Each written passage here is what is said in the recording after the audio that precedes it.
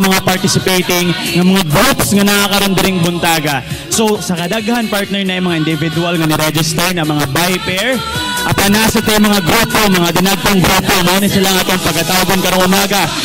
And if kalaban ako niyong pangalan, pwede ba ko mawanga, pwede ba ko makadungog sa inyong pinaka-sagat?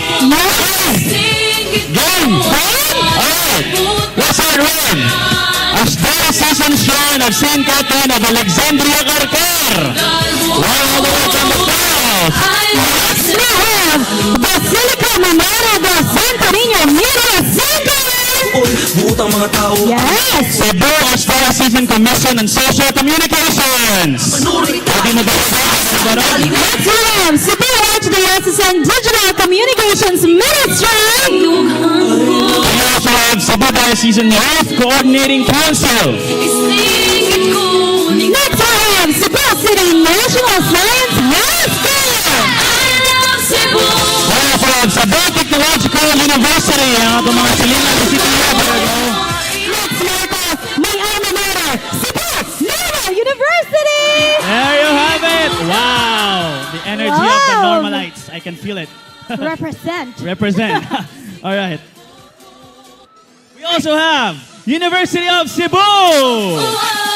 Yeah. O syempre di po magpapildi ang University of San Carlos.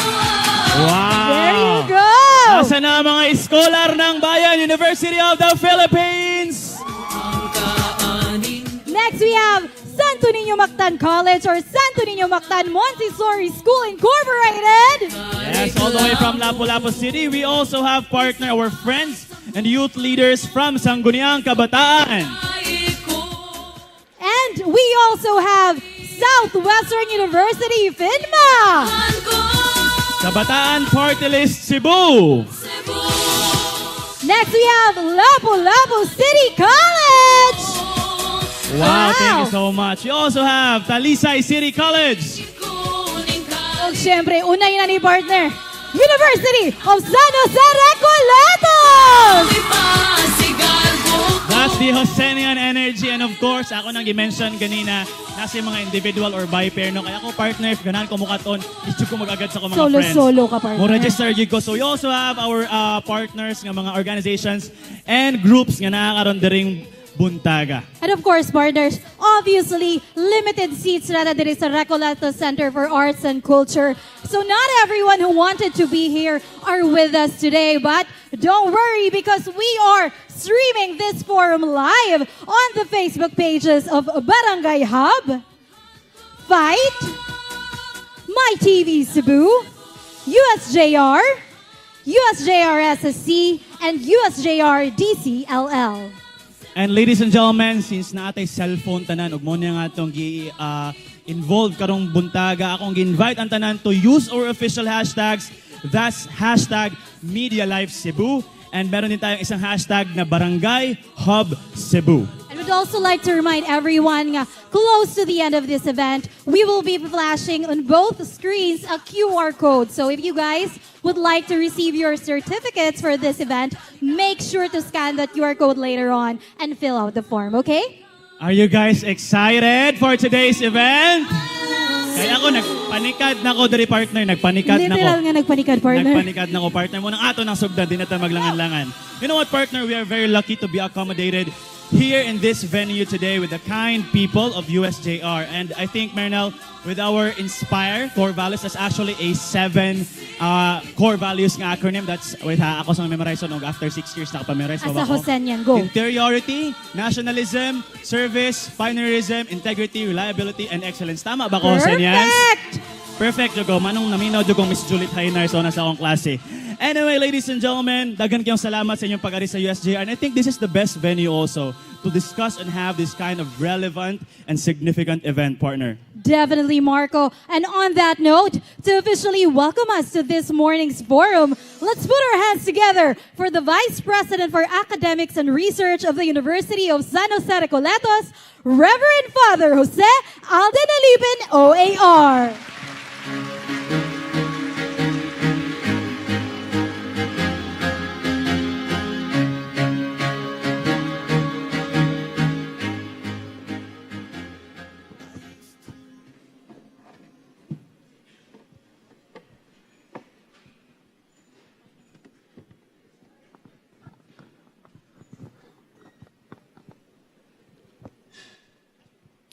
Maayong buntag.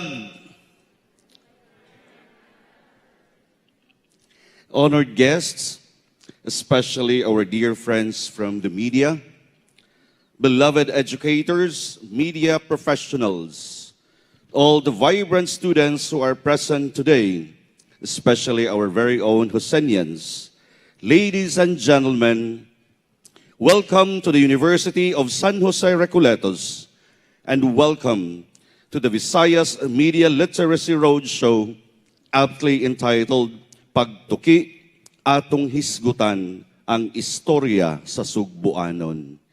This is made for all of us, Sugboanon. Today is a very special day.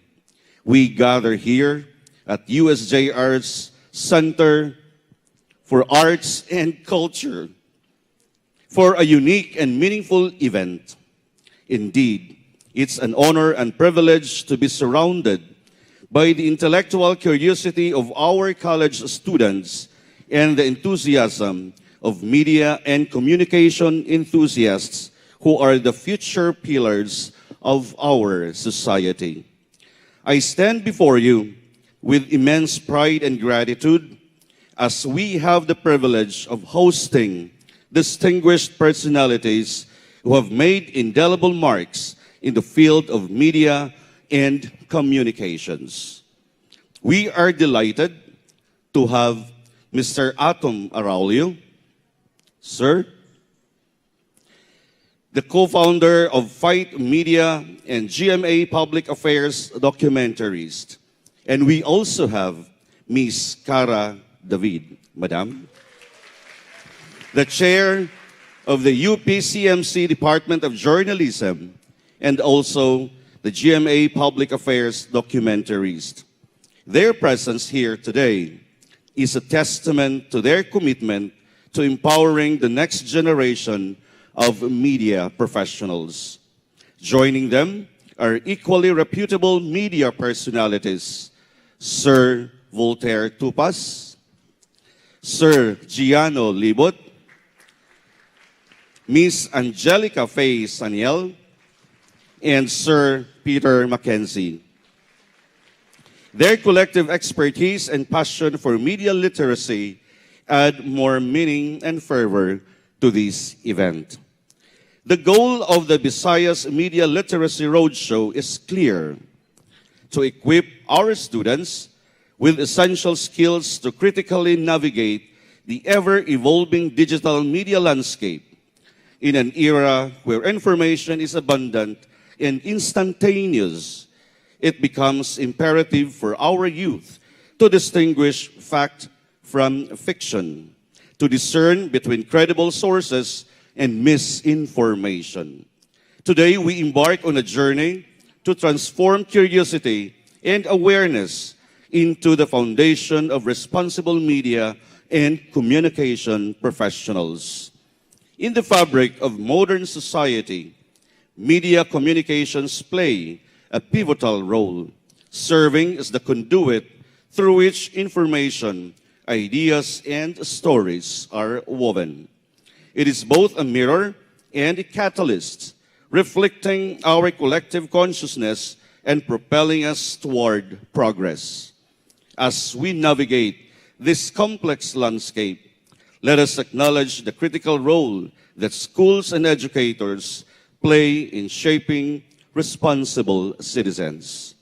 Our educators are the guiding lights, nurturing intellect, fostering critical thinking, and instilling values that will serve as the compass in the vast sea of information.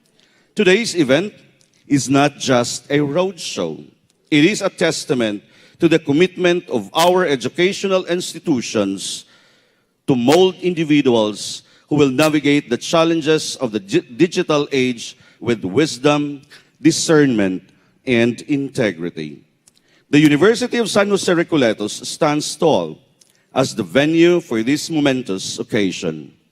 This confirms what USJR commits to the future generation to provide a holistic education that goes beyond textbooks and classrooms. To the students who are here, consider this roadshow as a gift, an opportunity to absorb the wisdom shared by our distinguished guests. The beautiful learnings you gain today will be the compass guiding you as you embark on your respective journeys. Let this experience be a catalyst for your personal and professional growth. As we start this event, I extend my heartfelt wishes to each one of you for a fruitful and meaningful day. May the knowledge gained here become a beacon lighting your path toward becoming responsible media and communications professionals. Let the spirit of curiosity be your guide, and may you emerge from this roadshow empowered to make a positive impact on our ever-evolving world. Once again, welcome to each and every one of you. May our collective journey be enlightening, inspiring, and transformative. Thank you, and adelante. Daghan kayong salamat, Father Alipin. Daghang salamat, I miss saying that, partner, adelante. Muna siya nga mo ang murago andere, slogan na mo dire sa San Jose. Marinel, you know what? Today's event marks Life Solutions Incorporated's first roadshow of the year and the third that Life has conducted throughout the country. They already went to Baguio City and Cagayan de Oro City and as well as in Manila with the goal of educating communities against disinformation and improving environment for a free press. Now, to talk more about this advocacy, please help me welcome the co-founder and CEO of Life Solutions Incorporated and coordinator of Initiative for Media Freedom, Mr. Voltaire Tupaz.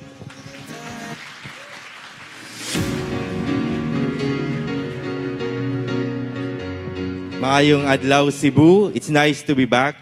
Nung bata-bata pa ako, nandito ako more than a decade ago. Kasama ko yung dati kong boss, si Ma'am Maria Reza. Dito rin kami nag-hold ng event.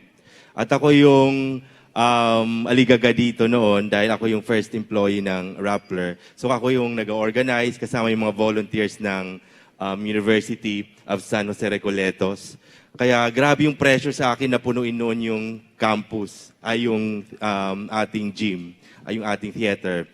Dahil nga, first time namin pumunta sa Cebu. But I didn't doubt the capacity of the university to deliver. And now, it's even more amazing dahil hindi lang yung mga estudyante at mga guro ng universidad, kundi pati yung mga neighboring universities ay nandito na rin. Maraming salamat sa inyong pagdala. Masigabong palakpakan sa ating lahat. I was also here for years ago.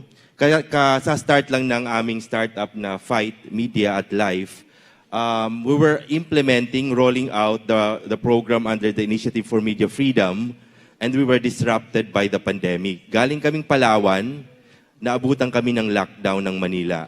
Sa lahat ng mga nag-fact-checking training sa Palawan, ako lang yung naiwan ng plane, hindi nakasakay. So, na-stuck ako sa Palawan ng 7 days and then I moved to Cebu via Mercy Flight. Pagdating ko ng Cebu, habang tumatakbo ako papuntang nagbo-board na, either sa Tacloban dahil taga Leyte ako, or Manila, kung saan ako makasakay, biglang nag-declare yung governor ng lockdown ng Cebu. So ilang araw ako sa Cebu, 4 months ako nagstay sa Cebu. At siguro anong gagawin ko sa Cebu? Wala. Paano ko i-cover? Paano namin i-roll out yung program? Salamat sa flexibility ng USAID at saka Internews at Initiative for Media Freedom, nabuo sa Cebu yung Barangay Hub. Dito nabuo actually yung Barangay Hub, dito kinonceptualize at naging online siya. Supposedly, parang ganito ang ginagawa namin. Mga roadshows, face-to-face events, dahil yon ang pangangailangan nung panahong yon dahil nga sa paglaganap ng disinformation. Pero dahil nagkaroon ng pandemya, we had to be resilient, maging creative sa ating pamamaraan ng pag-abot sa malawak na hanay ng mga kabataan at ng ating komunidad. So binuo yung Barangay Hub nung panahon ng pandemya dito sa Cebu. And then to cut the long story short, ang dami nang ni-roll out na programa, nagkaroon ng mga training ng mga community media. In fact, dito isasagawa yung aming second to the last community media training this afternoon, starting with My TV and Sibia. And then we're flying to Bacolod a few days from now for the last leg of our media training with community journalists. Dahil nakikita namin yung kahalagahan ngayon ng mga mamamahayag sa panahong lumalaganap yung disinformation at saka yung attacks sa mga mamamahayag. Pero hindi lang yun yung aming pakay. Pakay din namin yung abutin yung malawak na hanay ng mga kabataan, content creators, mga Gen Z, yung mga TikTokerists, yung mga vloggers, na maging bahagi ng ganitong mga aktibidad dahil nasa DNA ninyo yung paggawa ng content, di ba? Konting kibot, may selfie, may 0.5, etc. Kaya gusto naming maging bahagi kayo ng storytelling process ng mga mamamahayag. Can you imagine na nagsasama-sama tayo kasama si Cara David, na Queen of Potential Sound sa TikTok, na nagkikreate ng content na makabuluhan. Potential sound na substantive. Pero nakakakilig at nakakakiliti rin. In any case, itong activity na to ay bahagi rin ng aktibidad ng IMF, ng Initiative for Media Freedom. Yung roadshow pangatlo, nabanggit na nga, from CDO, we started with around 100. And then we grew to around 300 in Baguio. And then now, almost 1,000 or more than 1,000 yung nag-sign up. Kaya maraming salamat sa inyo, masigabong palakpakan uli. Maraming salamat kay Reverend Jose Alden Alipin at saka sa administration ng USJR for accommodating us, for welcoming us. Sa aming local partners, kasama na si Ma'am Juliet Hainar, MMS, ng Department of Communication, Languages and Literature ng Universidad. Yung My TV, nandito rin. At saka yung mga partners natin na organizations, student council, student body organization, at iba pang mga organization na naging bahagi ng pagtitipon na to.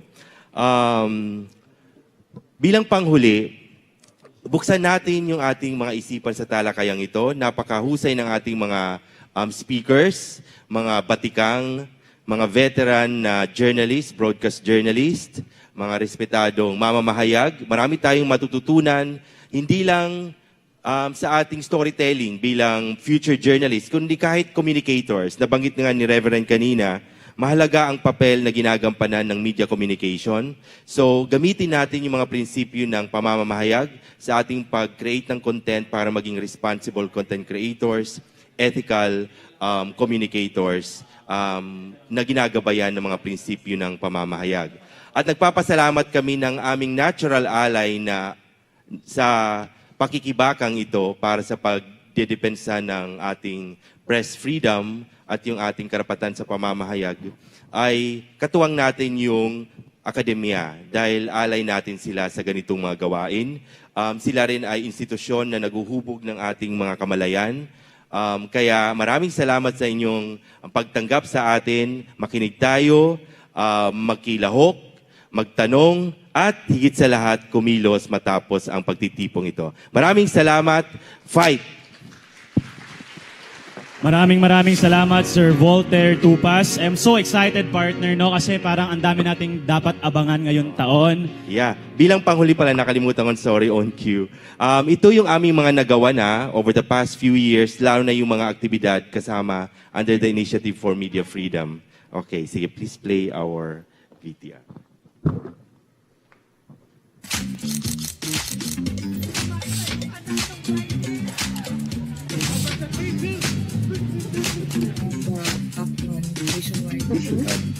In law. National Day of World Indigenous Peoples. Nandito noon, Filipino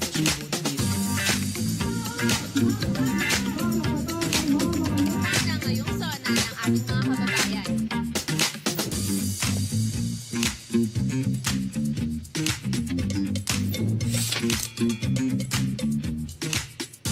Looking at particularly my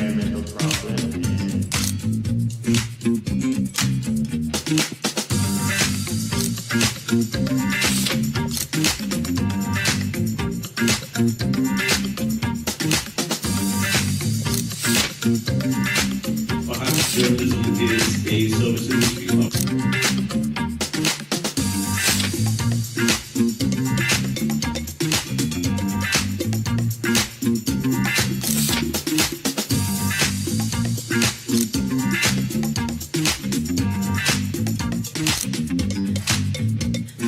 Meron tayong mga bagong tools.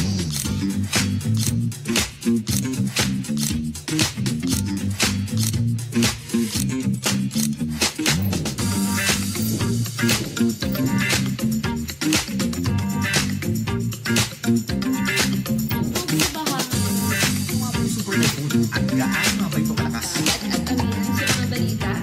Tungkol sa mga pagbaha at malalakas na hangin ay naitala rin ng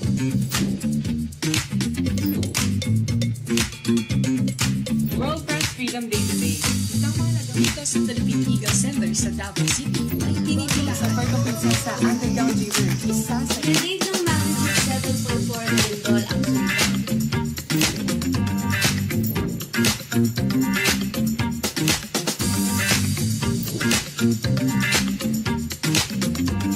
Campus Journalism ang bida. LSPC 2023, ang ating istorya. Beyond the competition. Senior citizen. ang SK o Sangguniang Kabataan. Sana ngayong sona ng ating mga kababayan. Ngayong araw na malalaman ng campus journalist ang bunga ng kanilang pagsisikap.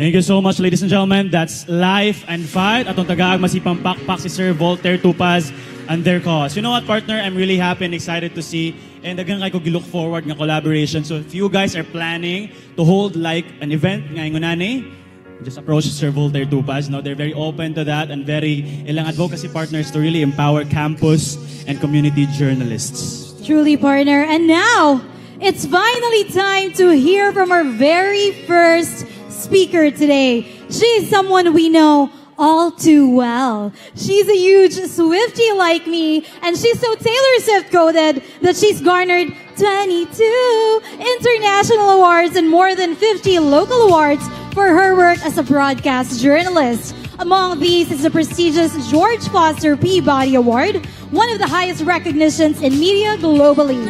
She is currently the host of GMA Public Affairs Brigada, Pinasarap, and Eyewitness, the longest-running and multi-awarded TV documentary program in the Philippines. Her work as a documentarist, Marco, and her big heart drove her to establish Project Malasakit Foundation Incorporated.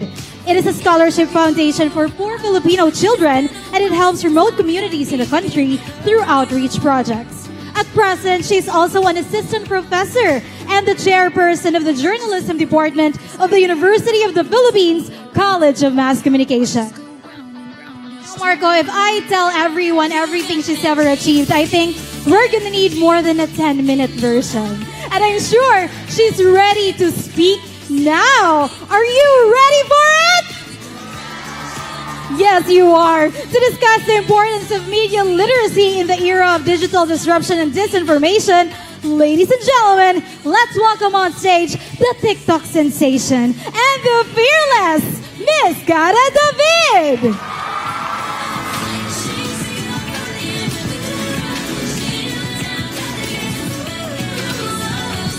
Dapat ang sinabi mo, are you ready for it? Dun, dun, dun. Ganon! Yun ang totoong Swiftie. Maayong buntag sa inyong tanan. Tama? Tama?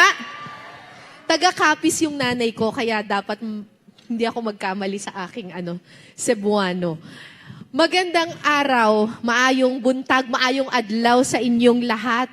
I'm so happy to be here in Cebu, and I'll be back in Cebu in April. May Ironman race dito, di ba? So, nandito ulit ako, manood kayo ng Ironman race. Alright, thank you very much sa University of San Jose Recoletos, sa imbitasyon. Maraming salamat sa ating mga partners sa Internews Philippines at saka sa Fight. Thank you very much for inviting me dito sa ating Visayas Media Literacy Roadshow. Okay lang, bababa na lang ako? Alright, sige. Ang hirap eh. Bababa na lang ako dito, ha? Okay, great. Okay, ready na ba? Uy, nag-prepare ako ng slides para sa inyo. Go, go, go. Sige po. Bago po ang lahat, gusto ko po muna honest tayo. Andito si Father. Bawal magsinungaling. Okay? Confession tayo, ha? Okay. I want honest answers. Okay. Next slide po. Pero wag... Ay, bakit biglang gumanern? Sige, next. Ay, hindi pala nag-ano, parang naka-PDF ba siya? Ginawa niyong PDF? Bakit kaya nag-gaganern? Walang pa-reveal. Sige. Sige nga, move. Pag nag-move, yan! Okay. Parang hindi mga Gen Z. Alam mo, kung nanonood kayo ng Drag Race, importante yung mga reveal. Correct! Mga queens! Diba? Bago mo tanggalin yung wig, yun, diba? Kailangan may mga reveal tayo. Okay. Saan ninyo kinukuha ang inyong balita? Sino ang Wait, okay lang ba ibaba natin yung mga cellphone? Nire-record naman to guys eh. Makinig na lang tayo, ate. Okay. Nakakuha na ng picture, di ba? Okay. Sino sa inyo ang kumukuha ng inyong balita sa TV? Raise your hand. Yung totoo, ha? Yung totoo. Nanunood ng TV, kumukuha ng balita sa TV. Talaga? Ma'am, sige nga.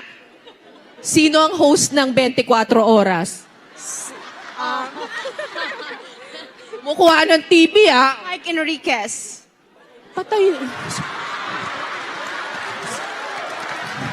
Ma'am, andito si Father. Andito si Father. Tsaka Mike, hindi Mark Enriquez. Sino pa nag-raise ng hand? Nanunood. Okay, sir. Sir, sino host ng 24 oras? Mel Chanco? Sino pa? Yung asawa ni Drew Arellano. Si Iya Villania. Sino pa? Sino pa? Gandang babae. Vicky Morales. Sino yung pumalit kay Mike Enriquez? Yung lalaki. Ayun, sir. Sino? Eto, nanunood talaga to eh. Of course, one of my idols, si Sir Emil Sumangil. Very good, very good. Kakaunti lang ata yung nanood ng TV. Sinong kumukuha ng balita nila sa radyo? Ay, Father, kayo lang? Ang konti? Si Father lang ang kumukuha, tsaka si Sir. Sinong kumukuha ng balita sa dyaryo? Yung binabasang dyaryo, yung papel. Dyaryo! Si Sir Pete Mackenzie lang. Wala na. Dyaryo. Kahit school paper? Hindi, wala. Hindi. Sir, parang lahat ng media tinatangkilik nyo, ah. Saan kayo kumukuha ng balita? Sinong kumukuha ng balita sa Facebook?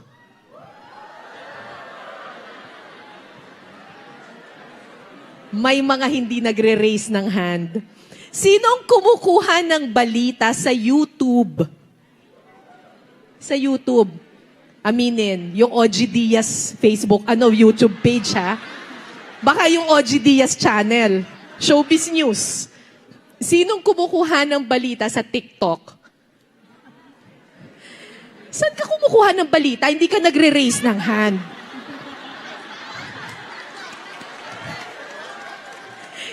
Minagmamasdan kita, saan ka kumukuha ng balita? O hindi ka kumukuha ng balita? Hindi ba ako kumukuha ng balita? Sino dito ang nagmamarites lang?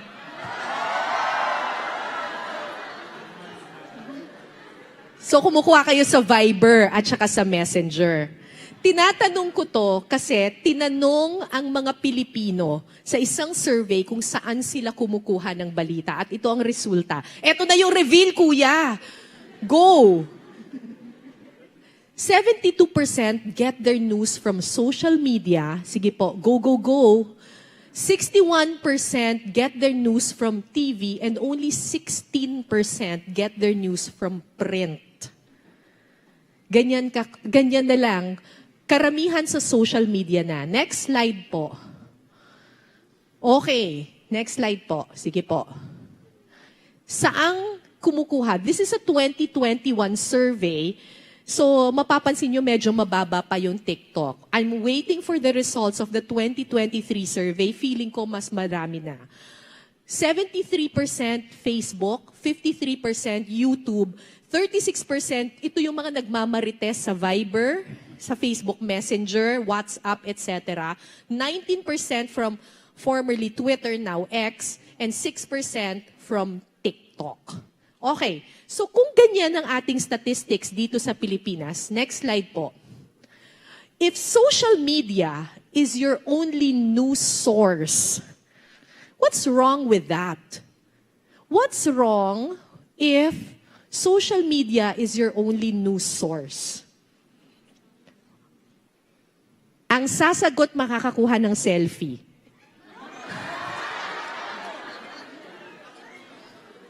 Ano ang problema? Kailangan tama yung sagot, joke. Ano ang problema kapag social media lang ang source mo ng news? It has a lot of... Ay, English. Asa Cagayanon, charot! Miss Universe Philippines, joke. O, game.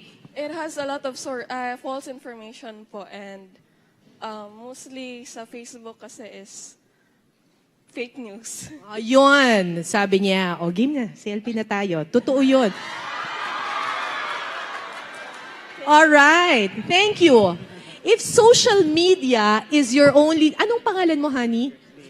Christine. Tama si Christine. Actually, if social media is your only news source, you don't get the whole picture. You don't get the whole picture kasi alam nyo ba na yung nababasa nyong balita sa Facebook, ito lang yung mga recommended sa inyo ng algorithm because of your friends.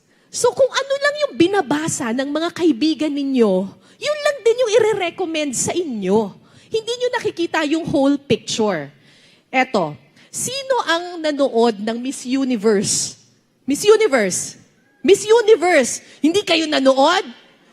Miss Universe! Nanood tayo ng Miss Universe. Sino ang Hindi. Sino ang kinampihan natin? Who were we rooting for in Miss Universe? Michelle Marquez de Filipinas, di ba? Lahat tayo, prior to the Miss Universe pageant, we all thought that Michelle D was gonna win. Correct? Bakit? Araw-araw na ginawa ng Diyos sa Facebook, nakita natin, wow, crowd favorite si Michelle D. Ang ganda ni Michelle D. All the news outlets were all talking about Michelle D. So mabubuo sa utak mo that Michelle D was a frontrunner and she was gonna win. When she didn't make it to the top 5, lahat tayo, luto! Di totoo yan! Ang lakas ni Michelle D. Diba? Pero, sorry to break your bubble. Ang totoo niyan, yung binasa nyo kasi sa Facebook, nirecommend ng algorithm sa inyo na puro Michelle D. Kaya nabuo sa utak ninyo na si Michelle D ang pinakamaganda at pinaka-okay. Hindi nyo nabasa si Miss Nicaragua, di ba? Hindi nyo nabasa si Miss Australia. Siguro nabasa ninyo si Antonia Porcil ng Thailand, di ba? 4D, di ba? Pero, iniisip nyo si Michelle D, di ba? Ganun yung algorithm. You don't get the whole picture. Di ba? You don't get the whole picture because you only read what is acceptable to you and your friends. So you don't get the whole picture. Next slide po. Another thing is, if your only news source is Facebook or social media, sige po, click po, you don't get the whole story. O umamin. Amen, ha? Amen. Umamin. Amen. Okay. Sino dito ang nagkiklik ng whole link? Pag may nakitang meme, tapos nakita may click the link for the whole story, sino ang nagkiklik ng storya?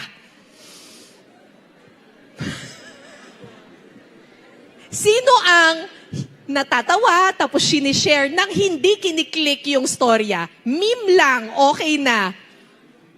Raise your hand, hindi nagkiklik ng storya. Umamin na, Diyos ko.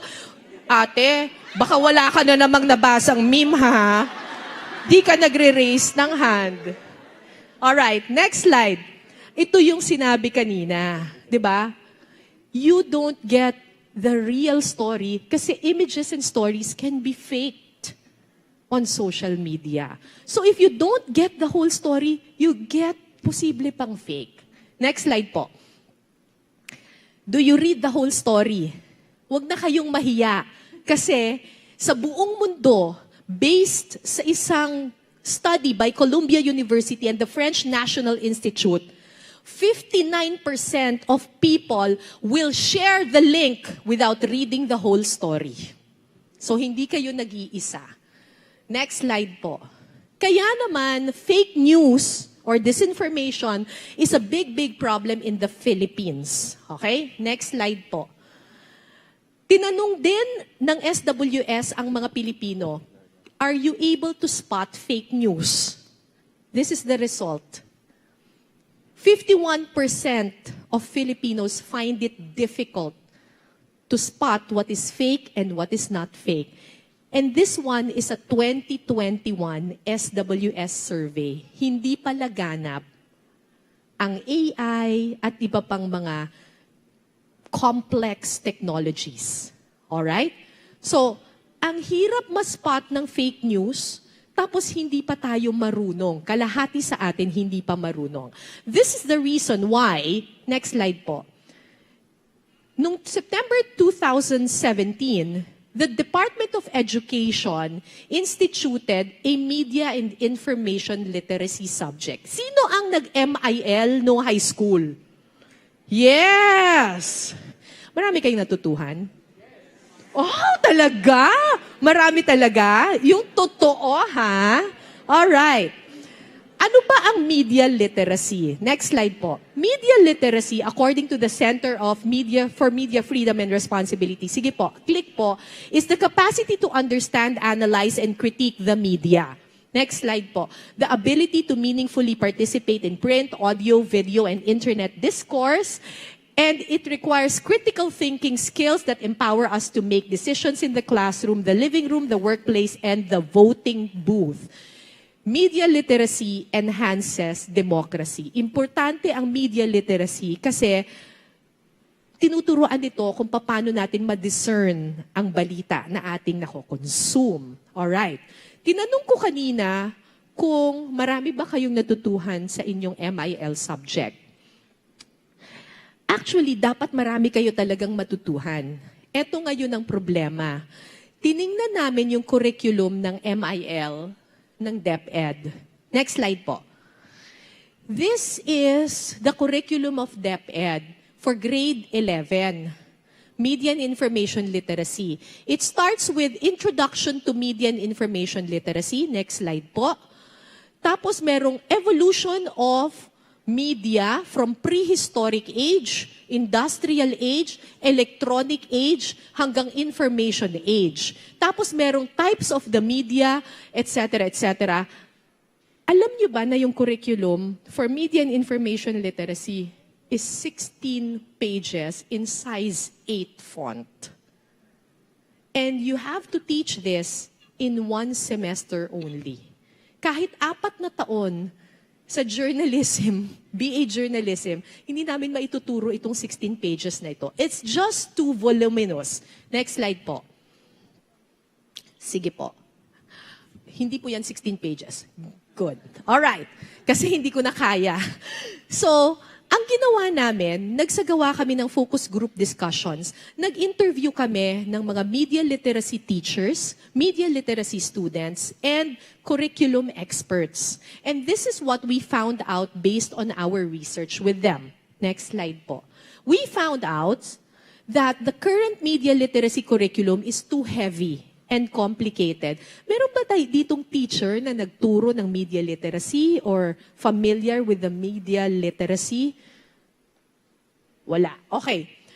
Sabi nila, it lacks focus and tries to squeeze in a lot of information in one semester. Next slide po. It is not well adapted to the current Philippine setting, and most teachers are not well equipped to handle MIL classes. Pwede ba akong magtanong sa mga nag-take ng MIL during their high school, their senior high school? Ano yung experience ninyo? Did you also feel like this? Na parang, ay, ano ba itong mga pinag-aaralan? Meron ba? Yes? Wag na ikaw, lagi na lang ikaw. Ikaw, game, kuya. Go, halika dito. Ano yung experience mo when you were in senior high school? During senior high school, ang MIL po namin kasi is in grade 12. And with my experience po sa professor namin is not good kasi pinagawa lang po kami ng mga memes. Pinagawa lang kayo ng mga memes? Tapos pinost po sa Facebook para paramihan po ng reacts. Tungkol saan yung meme? Hindi ko rin alam. Pinagawa lang kayo ng meme, tapos naging competition, paramihan ng reaction. Parang prelim performance task po namin yun. Ganun po. Did they teach you fact-checking? They taught fact-checking po, pero konti lang. Konti lang. May tinuro ba silang importance ng journalism? Ganyan? Wala po. Pero naging magaling ka sa paggawa ng meme. Nakakuha po ako ng perfect. Nakakuha ka ng perfect! Bongga! Tungkol saan yung meme mo? Kasi po, pandemic po yun. So, about pandemic po yung memes namin. Alright. Thank you. Thank you very much. So, yan ang maraming problema ng mga tao, mga estudyante. Yung complaint nila, parang hindi sila, sa kanila malinaw. What is MIL? Next slide po. Kasi karamihan ng mga nag-handle ng media literacy subject in high school are English teachers, information technology teachers, social studies teachers, at meron kaming na-interview PE and health teacher. Sila yung nagtuturo ng MIL. Anybody who does not have teaching load. The willingness to teach among the teachers is there, pero ang problema, kailangan nila ng skills training at kailangan nila ng resources para mas maituro nila ng maigi ang media literacy. The teachers want to teach, but we are not equipping them with the proper resources and skills. And this is the reason why, next slide po, and this is the reason why the journalism department, the UP College of Mass Communication, Internews, and USAID, nagpartner kami para mag-produce ng mga vlogs. 8 to 10 minute tutorials on media literacy na pwedeng i-download ng mga teachers, ng mga estudyante. Ito makakatulong para turuan kayo ng media literacy. Bukod dyan, in-upload namin ito sa YouTube para lahat libreng makakuha at gumawa pa kami ng mga module, mga lesson plan para sa mga teachers. May mga quiz para ito na yung ibibigay nila. Kumbaga, yung skills training and resources na hinihingi ng mga teachers, binigay na namin sa kanila para makatulong sa kanilang pagtuturo. Next slide po. Nilaunch namin ito noong October 6, 2023. So if you go on YouTube, you just search Media and Information Literacy Project. Makikita ninyo yan yung logo at saka yan yung cover photo. Cover photo ba yung tawag doon? Sa YouTube. Makakakita kayo dyan ng 10 vlogs. Vlog tutorials about media literacy. Next slide po. Ito po yung introductory video to that channel. Hi everyone! Kumusta? Tuturuan ko kayo. Ako nga pala si Assistant Professor Cara Patria David Cancio o mas kilala bilang Cara David sa telebisyon. Bukod sa pagiging reporter at dokumentarista, nagtuturo din ako sa Journalism Department ng UP College of Mass Communication. Oh yes! Teacher na rin ako ngayon. At sa YouTube channel na ito, tuturuan ko kayo ng ML. Welcome to Mobile Legends! Oops! Hindi ganyang ML ang tinutukoy ko. Pero pwede rin namang maging legendary ang ML na ituturo ko. ML as in Media Literacy. Sa panahon kung kailan nagkalat ang fake news sa kung saan-saan, napakahalaga ng access sa tamang impormasyon. Dapat may sapat tayong kaalaman tungkol sa media, paano makakakuha ng tamang impormasyon, at paano natin malalaman kung totoo o hindi ang ating narinig.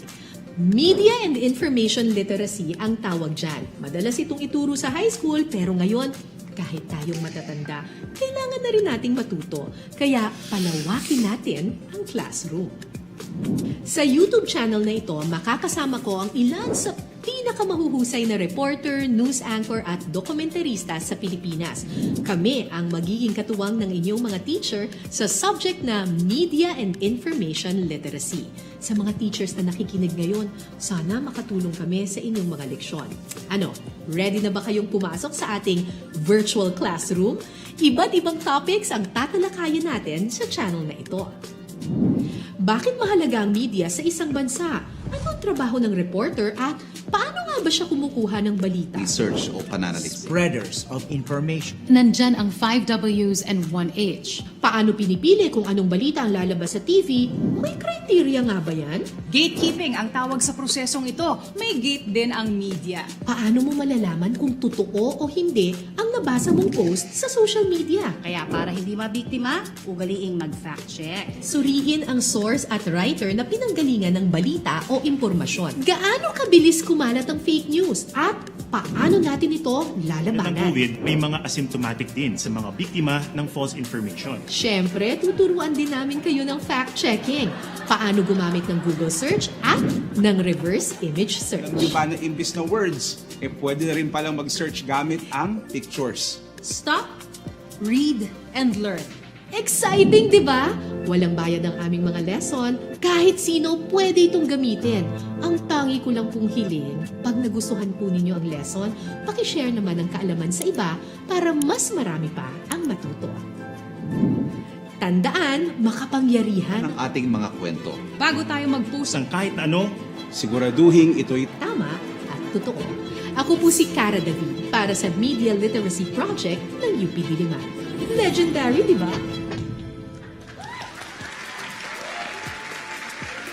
Bakit kapag lumalabas si Jeff Canoy, walang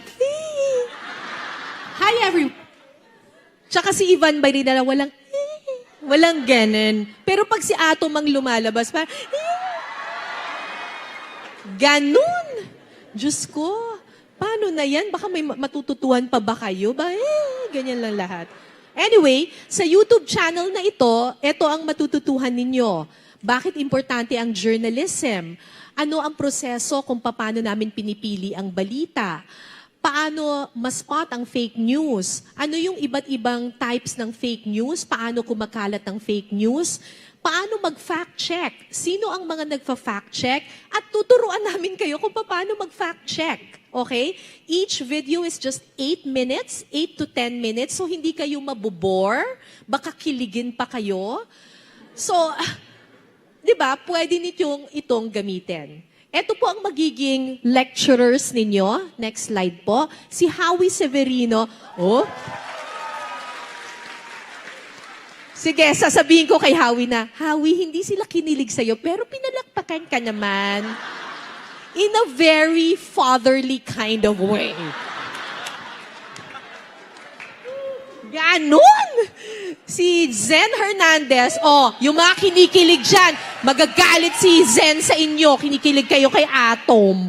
Okay. Si Zen Hernandez, tsaka si Carmina Constantino. Okay. Pinsan ko, believe it or not, pinsang buo ko si Carmina Constantino. Hindi lang halata kasi Inglesera siya, tas geologs po ako. Hindi lang halata. Okay. So, nano-nosebleed po ako tuwing nakikita ko yung pinsan ko. Anyway, tuturuan po kayo paano pinipili ang balita. Next slide po.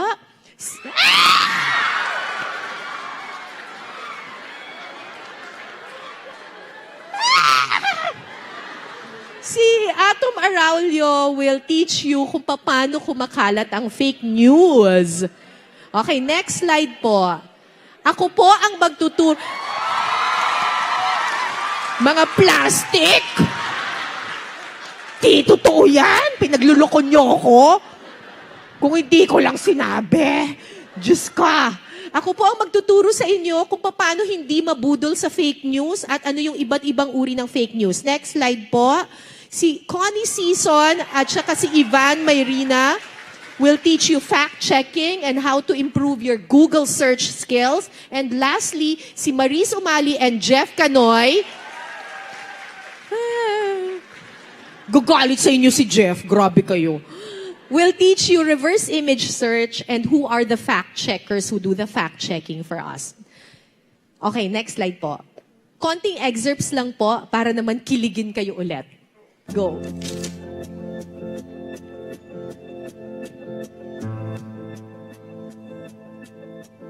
Magandang araw. Kumusta kayo? Ngayong araw, ibabahagi ko sa inyo ang iba't ibang tungkulin ng isang mamamahayag at bakit mahalaga ang journalism sa isang demokratikong bansa tulad ng Pilipinas. Trabaho naming mga reporter ang maghanap ng balita. Pero alam nyo bang hindi lahat ng kwentong nakukuha namin na ibabalita sa TV? Kaya kailangan piliin lang ang pinaka-newsworthy. Who, what, where, when, why, and how. Pero minsan hindi sapat na 5 W's and 1 H lang. Oo guys, marunong po magtagalog si Kailangan din Carmina. tayong mag-imbestiga. Lalo na kapag importante itong issue sa bayan. Hi, kamusta kayo? Kung ang World Health Organization na WHO ang tatanungin, tapos na raw ang COVID-19 pandemic. Pero alam niyo ba na bukod sa COVID, may isa pang virus na grabe rin kumalat. At kahit na sino, pwedeng maging biktima. Ang virus ng fake news o false information. May paraan ba para matukoy kung alin ang totoo at alin ang Plastic! meron at tuturuan ko kayo. Kaya para hindi mabiktima, ugaliing mag-fact check. Pero ano nga ba ang fact checking? Alam nyo ba na sa pamamagitan mismo ng mga litrato, pwede natin malaman kung totoo o fake ang isang balita. Ang kailangan lang natin ay computer or cellphone, internet, Google, at ang reverse image search. Tip number 1, quotation marks. Ginagamit ang quotation marks para sa mga salita o pangungusap na eksaktong sinabi ng isang tao. Pareho lang ang gamit ito sa Google. Kapag nilagay nyo sa loob ng quotation marks ang gustong i-search at lalabas sa mga resulta naglalaman ng eksaktong salita o pangungusap na tinype ninyo. Ang mga idol natin na celebrity laging target ng fake news. Pero alam nyo, kung may idol tayo sa showbiz, meron ding mga idol sa mundo ng balita. Sila ang mga fact-checkers. Basta ugaliin na mag-isip muna ng mabuti bago mag-post o mag-share sa social media. Sa bawat like at share, ugaliing magsaliksik at mag-fact check. Tandaan, Makapangyarihan ang ating mga salita. Gamitin natin ito ng tama. Bago mag-post, Ang kahit na ano, siguraduhin. Ito'y tama at totoo. Ako po si Howie Severino. Ako po si Carmina Constantino. Ako po si Mariz Umali. Ako si Jeff Canoy. ako po si Connie Season. Ako si Ivan Mayrina. Ako si Zen Hernandez. ako po si Atong Hisgotan. Ako po si Cara David para sa Media and Information Literacy Project ng UP Diliman. Alright.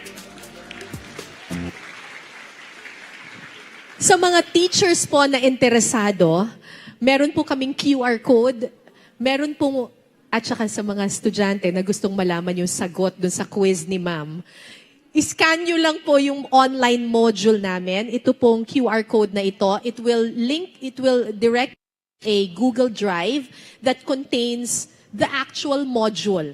May mga lesson plan, next slide po. May mga lesson plan, may mga additional learning resources, mga links to the learning resources, may mga quiz. At pati yung sagot dun sa quiz, nandyan na rin.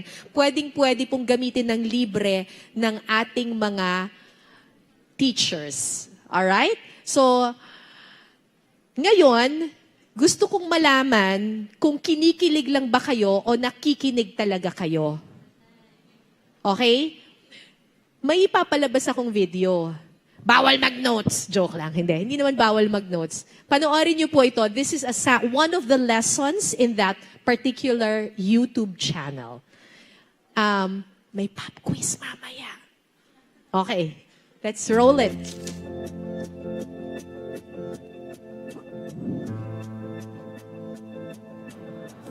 Uy, kumusta? Carry mo pa ba ang taas ng presyo ng mga bilihin ngayon? Kalma ka lang. Mag-fishball ka muna kasama si Emma Watson.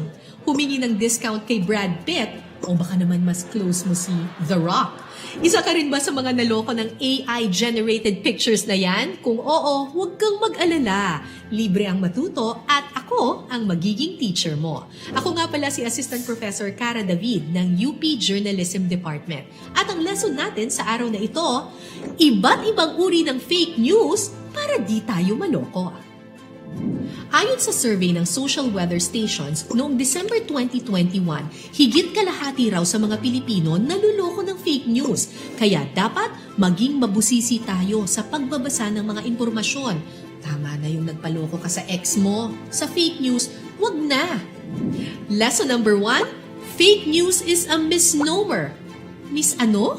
Misnomer ang tawag kapag mali ang bansag sa isang bagay.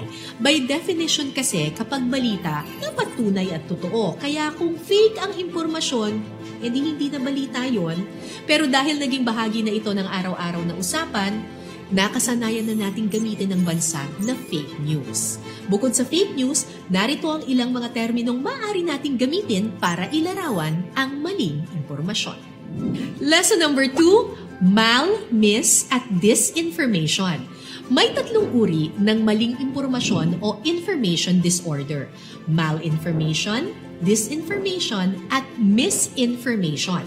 Malinformation ang tawag sa impormasyon na totoo pero may masamang intensyon. Kadalasan mga hacker ang gumagawa nito. Nagpapakalat sila ng mga sensitibong detalye para siraan ng isang tao tulad ng pagsasapubliko ng mga pribadong litrato, video, messages, address, at iba pang mga detalye.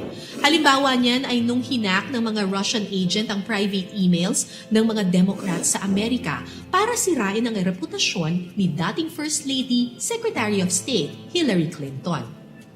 Kasama rin sa malinformation yung kapag naglabas ka sa publiko ng private conversation para siraan ng isang tao.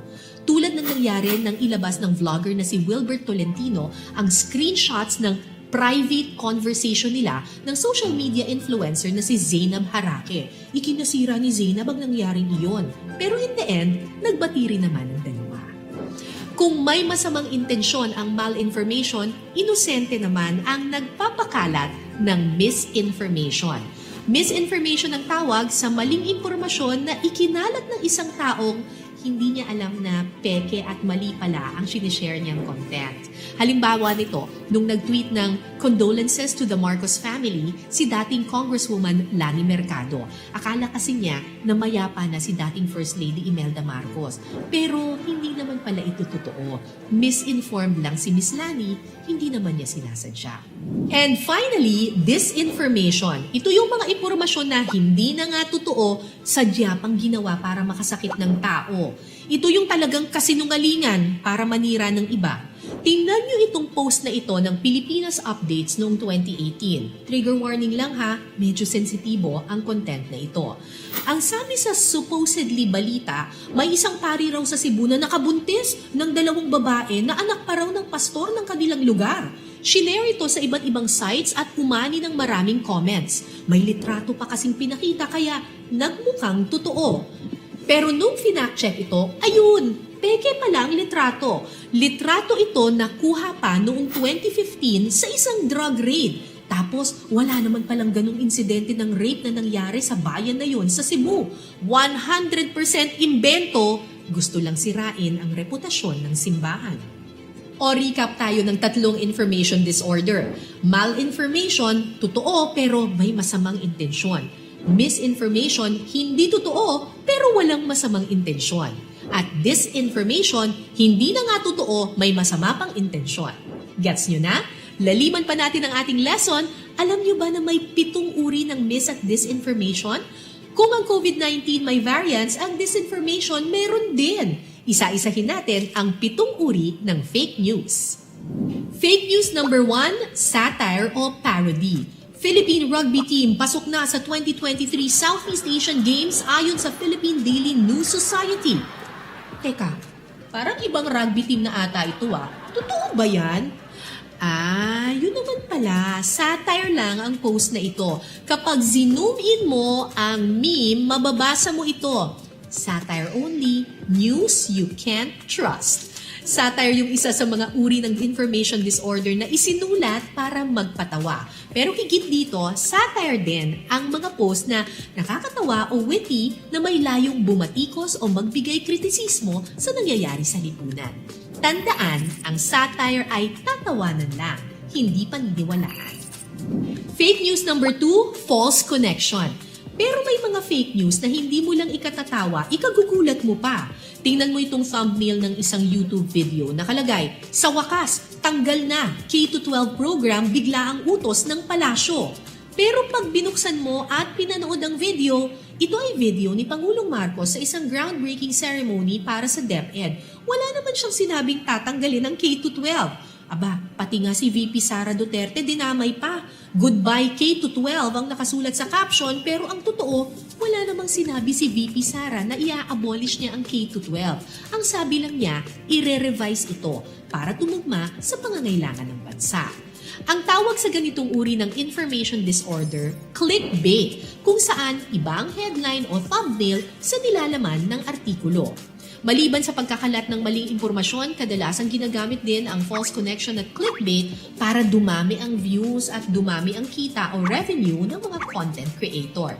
Dahil interesado ka sa nabasa mong headline o thumbnail, tiyak na ikiklik mo ang link at panonoorin ng buong video only to find out paasa lang pala ito. Fake news number 3, misleading content. Misleading content yung gumagamit ng kakaibang anggulo para makapanlin lang o makapagdulot ng kalituhan sa mga tao. Tingnan niyo itong litratong ito ni Prince William na lumabas sa Daily Star UK noong 2018. Sa unang tingin, parang naka-dirty finger ang royal heir. Pero pag tiningnan sa ibang anggulo, ayun, 3 daliri naman pala ang itinaas ni Prince William. Totoo ang litrato pero misleading. Minsan sinasadya ito para mapukaw ang atensyon ng mga tao. Fake news number 4, false context. Naaalala niyo pa ba ang post na ito na kumalat sa Facebook tungkol sa class suspension? Sa unang tingin parang totoo. Pero guys, may problema tayo dito. Ang announcement sa original post ay para sa araw ng March 8, 2020. Pero na-share ito sa publiko noong March 8, 2021. Ang tawag dito, false context. Tama naman yung impormasyon na inilabas ng Inquirer, pero inilagay sa maling konteksto. Fake news number 5, imposter content.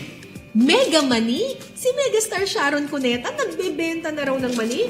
Oops, bago kayo mag-add to cart dyan, tingnan muna natin itong account na ito. Si Mega ba talaga yan? Sabi na nga ba imposter content lang ito. Nagpapanggap na Ate Shawi para makakuha ng benta. Imposter content ang tawag sa mga post o account na gumagaya sa mga sikat na personalidad o kumpanya. And speaking of sikat, fake news number 6, manipulated content. Personally, hindi ako fan ng fan signs. Yun bang gumagamit ng blank piece of paper tapos magpapasulat ng shoutout?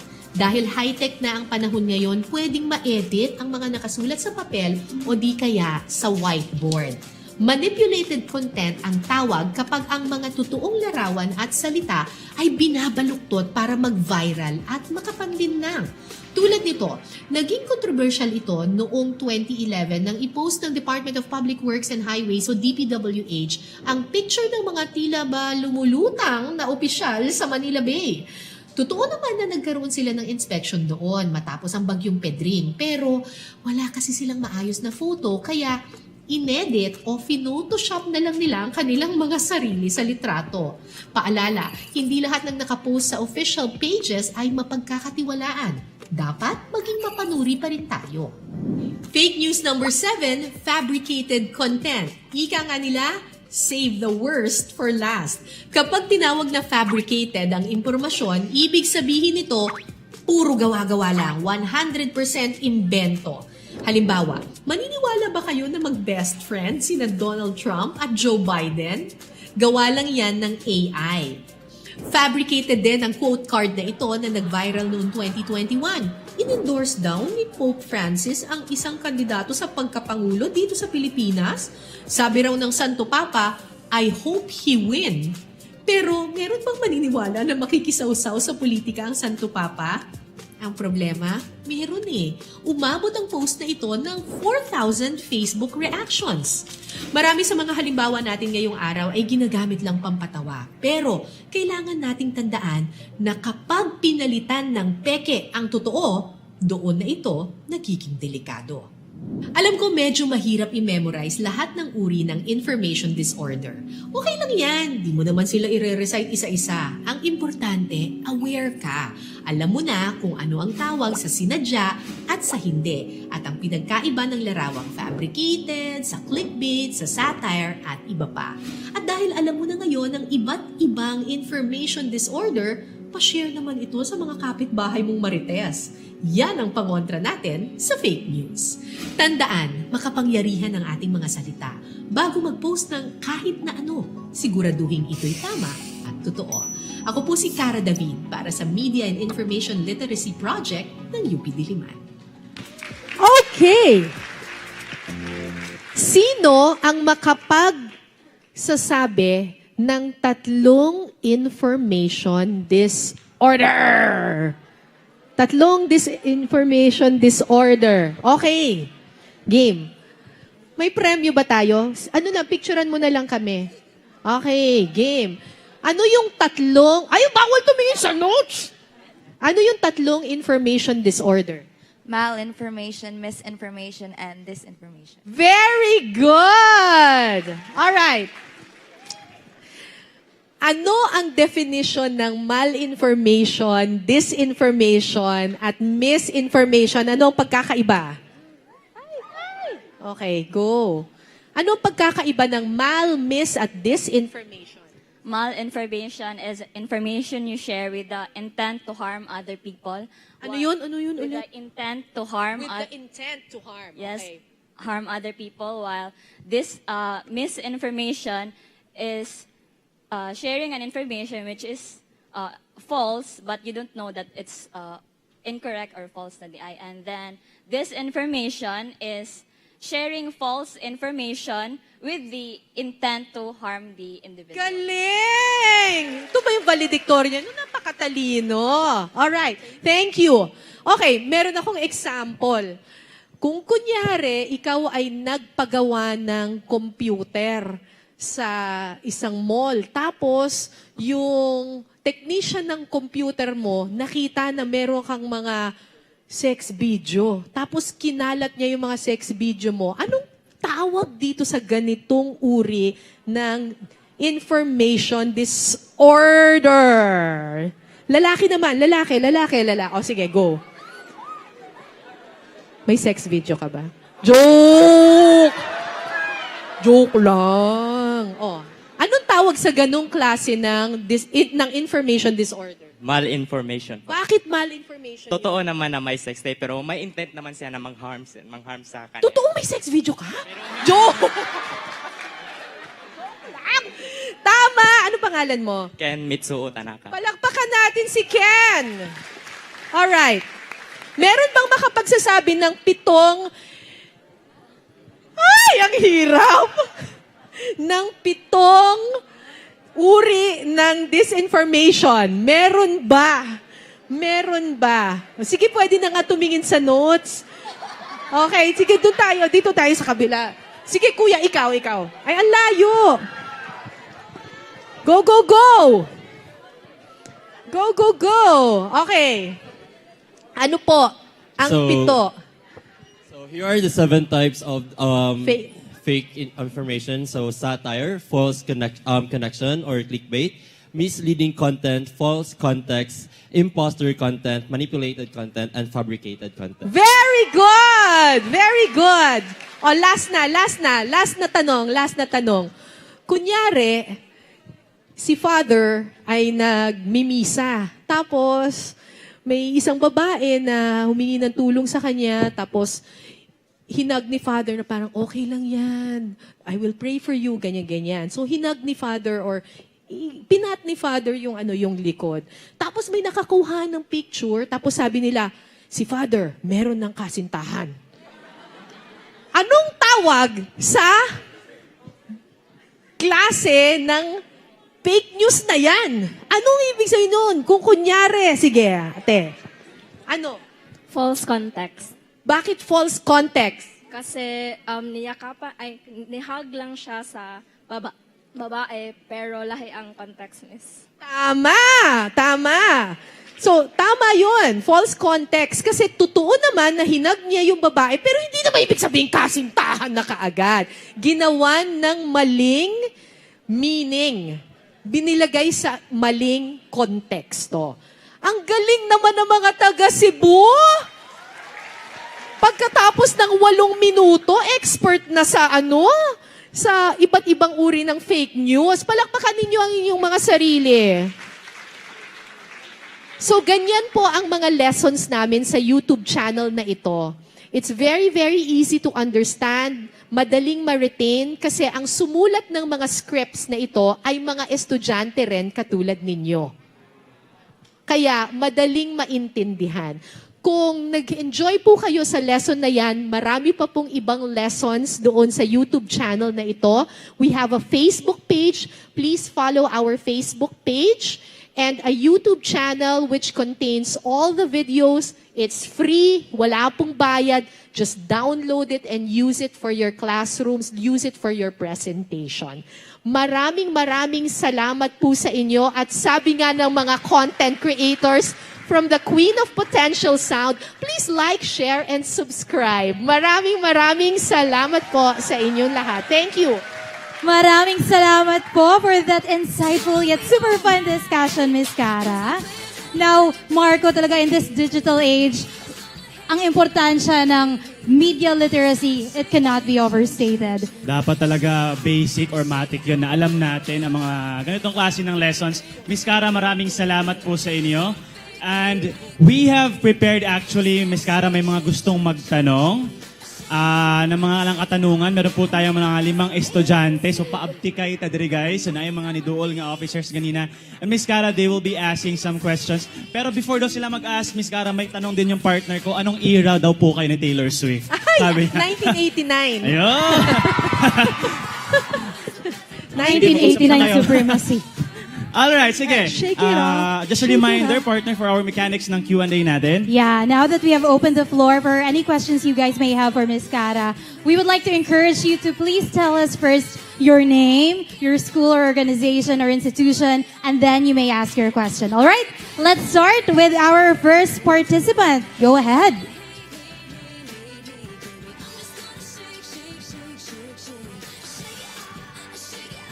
Okay, mic check. Sige, tatakbo na lang po ako doon dahil may flight pa Let's si go, Ma'am let's go. Cara. Kailangan po nating mag-double time. Alright, Miss, kindly state your name, then your question, and then your organization. Good morning, Miss Cara. Good morning. I am Frances Nicole M. Hisalta, and my course is from the BSBA Marketing Management. And I'm from USJR. Good morning, everyone. Yes! So my question, Miss Cara, is that with the rise of technology is evident to the point where children's ages 8 to 5 years old have gadgets, and some of them can even bring their gadgets to school, diba? So my question is, in your opinion po, Miss Cara, is it wise and necessary nowadays that the MIL should include the high school students? Like, there should be a curriculum for MIL sa high school students po, not just his senior high school. Thank you for that wonderful question. Charot! Beauty queen lang yung peg. Ganon. Hindi. Naniniwala ako na for us to effectively teach media and information literacy, it shouldn't be just one subject. Yung media and information literacy should be ingrained in all aspects of our life. Okay? Hindi yung isang subject lang siya. Kumbaga, pag nagtuturo ka ng science, hindi lang naman, marami ring false information sa science, di ba?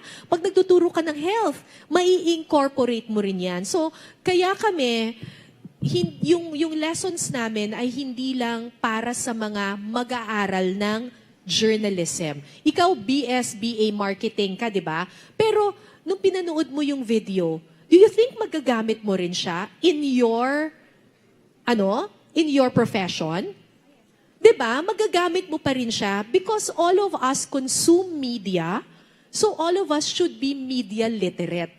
Kaya, I agree with you that kahit elementary, kahit high school, consciously dapat yung ating mga guro, whether you're a science teacher, health teacher, you don't have to be an araling panlipunan teacher to be teaching media literacy.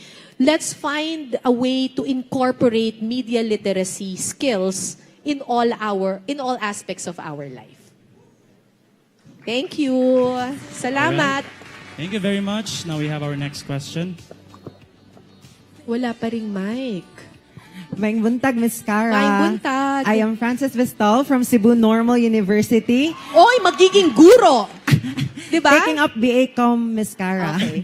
And my question for you po is, with our practices that newer generations have been doing to fact-check various information, especially online, how do you think po the older generation could learn from our practices in order for social media users of all ages to battle against mal, and disinformation po? What's your name again, Frances? Frances Vistal po. Okay. Francis, thank you.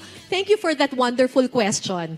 Hindi talaga. Kasi isi-segue ko dyan yung susunod na batch namin ng videos. So we already have 10 and we're coming up with 5 more.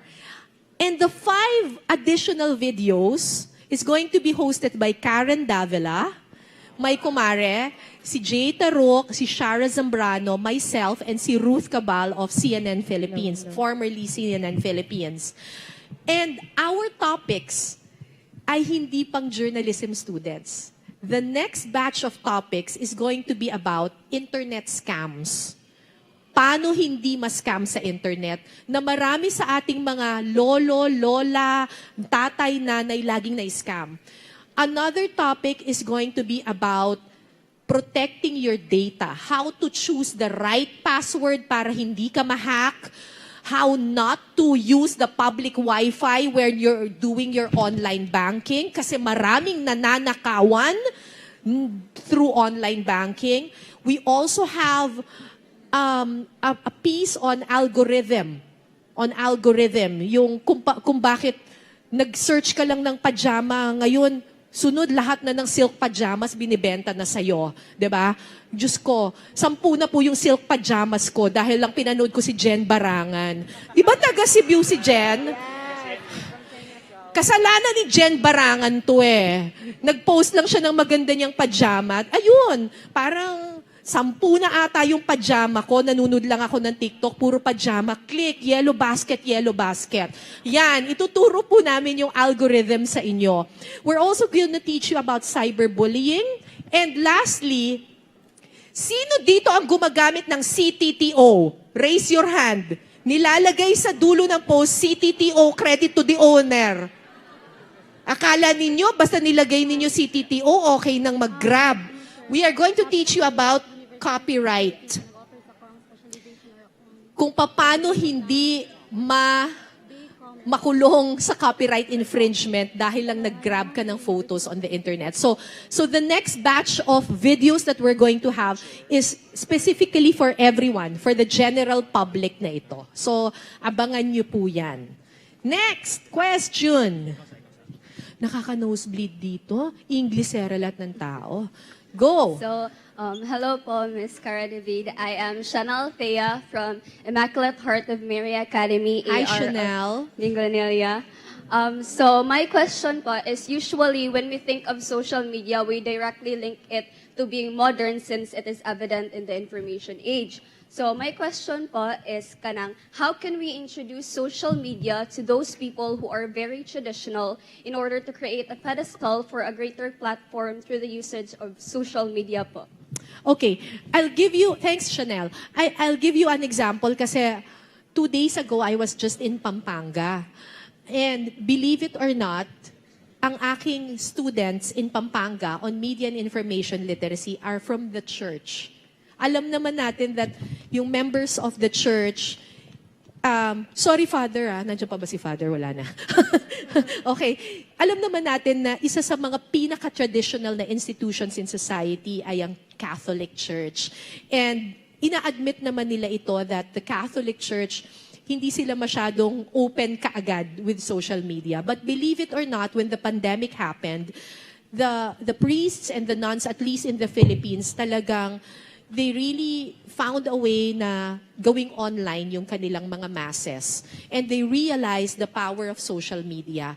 So, because they realized this, kailangan natin silang akayin. That's why we are also conducting lessons to institutions na very traditional kasi kailangan na rin nilang magamit yung social media as a platform for their slowly nabubuksan na yung isipan nila, and what we're doing is we're conducting lessons with them on how they can use social media to their advantage. Pero bago nila gamitin yung social media, dapat maging media literate muna sila. So, tulungan natin lahat. Kayo young people, because you're so adept with social media, yung mga traditional institutions of our society, ipakita ninyo sa kanila yung wonders of social media, at the same time, teach them the pitfalls of social media para hindi sila mabiktima. Thank you po. Thank you, Chanel. Thank you Maraming very much, Miss salamat. Cara. And thank you so much sa ating mga gusto mga magtanong. No? Open naman ang ni Miss Cara, social media. Mag-comment kayo sa mga TikTok videos ni Miss Cara.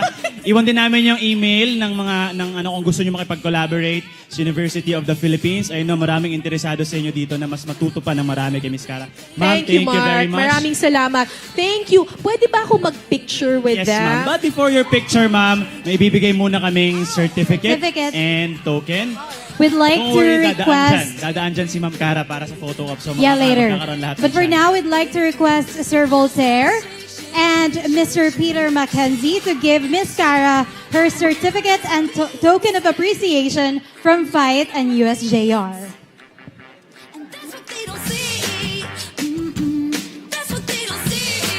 Let's go upstage daw po muna, ma'am. On behalf of USJR, may we also request Miss Julie Tainar to our chairperson for DCLL to award our certificate and humble tokens.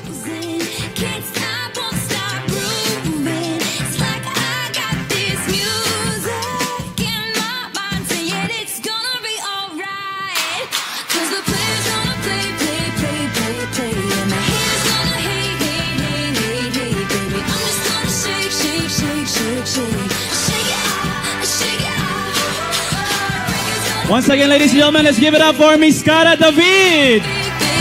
Bukas po ang GMA, manood po kayo ng Pinasarap, Brigada at Eyewitness. Nandun lang po si Ma'am Cara. Ma'am, hindi po kami aalis hanggat wala pong Gen Z selfie. Dito, Ma'am Cara.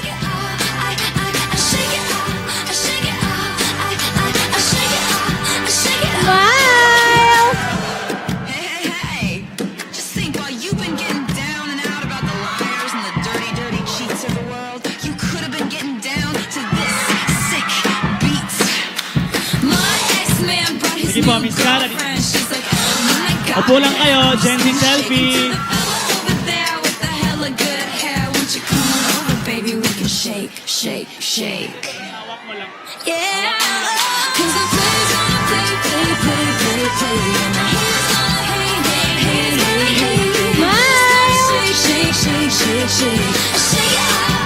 Tapos dadaan si Miss Cara dyan per area for the photo Lalapit pa op. si Miss Cara sa inyo.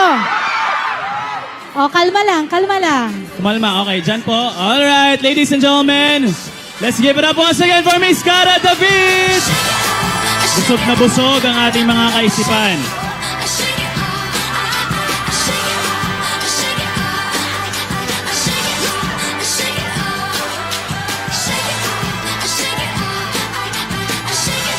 Sabi nga sa isang slang or sa isang phrase, partner, no, papunta pa lang tayo sa exciting part. Yeah.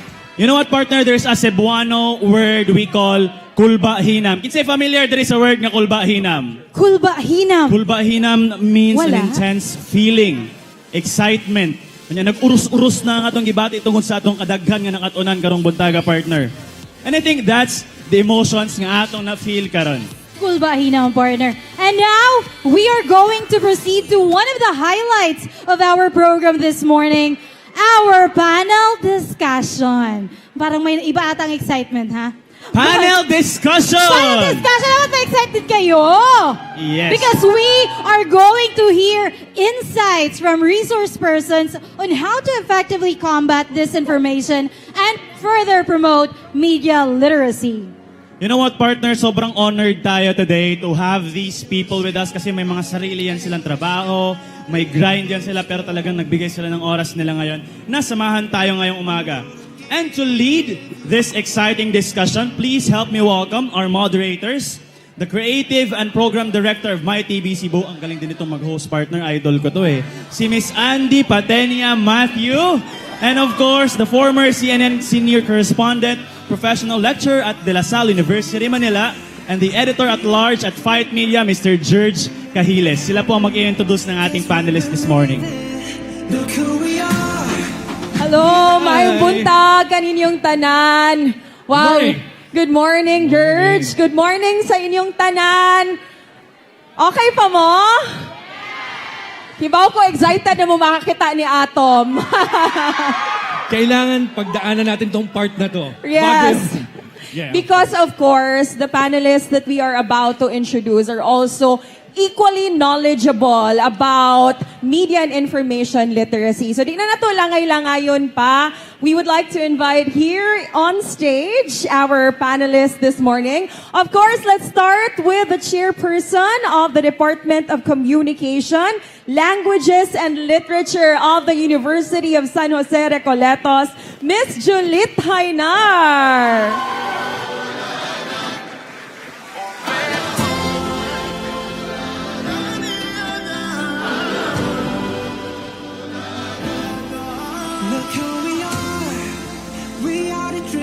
Uy, pakpakin ninyo si Miss Juliet!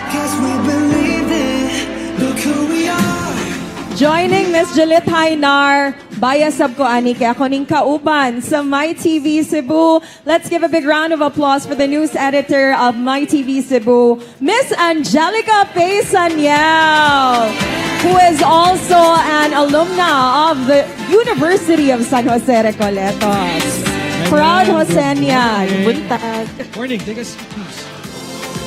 And finally, to complete our panel this morning, we have the Digital Engagement Specialist of Internews Philippines, Gian Libot. Alright. So, Gian, welcome and thank you. So, this morning we'll be having, we'll be giving our panelists like 3 to 5 minutes to introduce their things that they're doing right now to combat disinformation, and at the same time, media literacy, like what Ms. Cara is doing in different parts of the country. So we start, ma'am, please. Hello, good morning. Hi, good morning, everyone.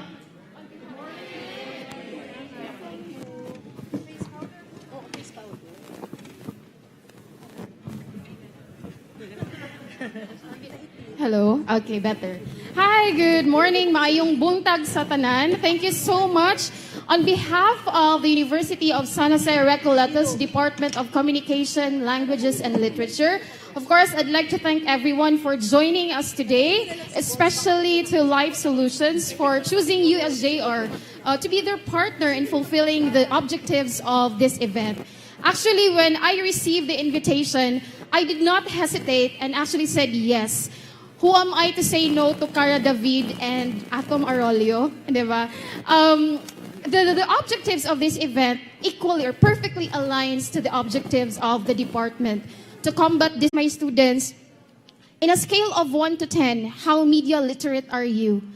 I cannot remember a student who answered 10. And I even remembered Bodomo, the one who was interviewed by Miss Cara, what they learned about their MIL in senior high school. He honestly told us na, Miss, nakalimot ko or naglibog man ko.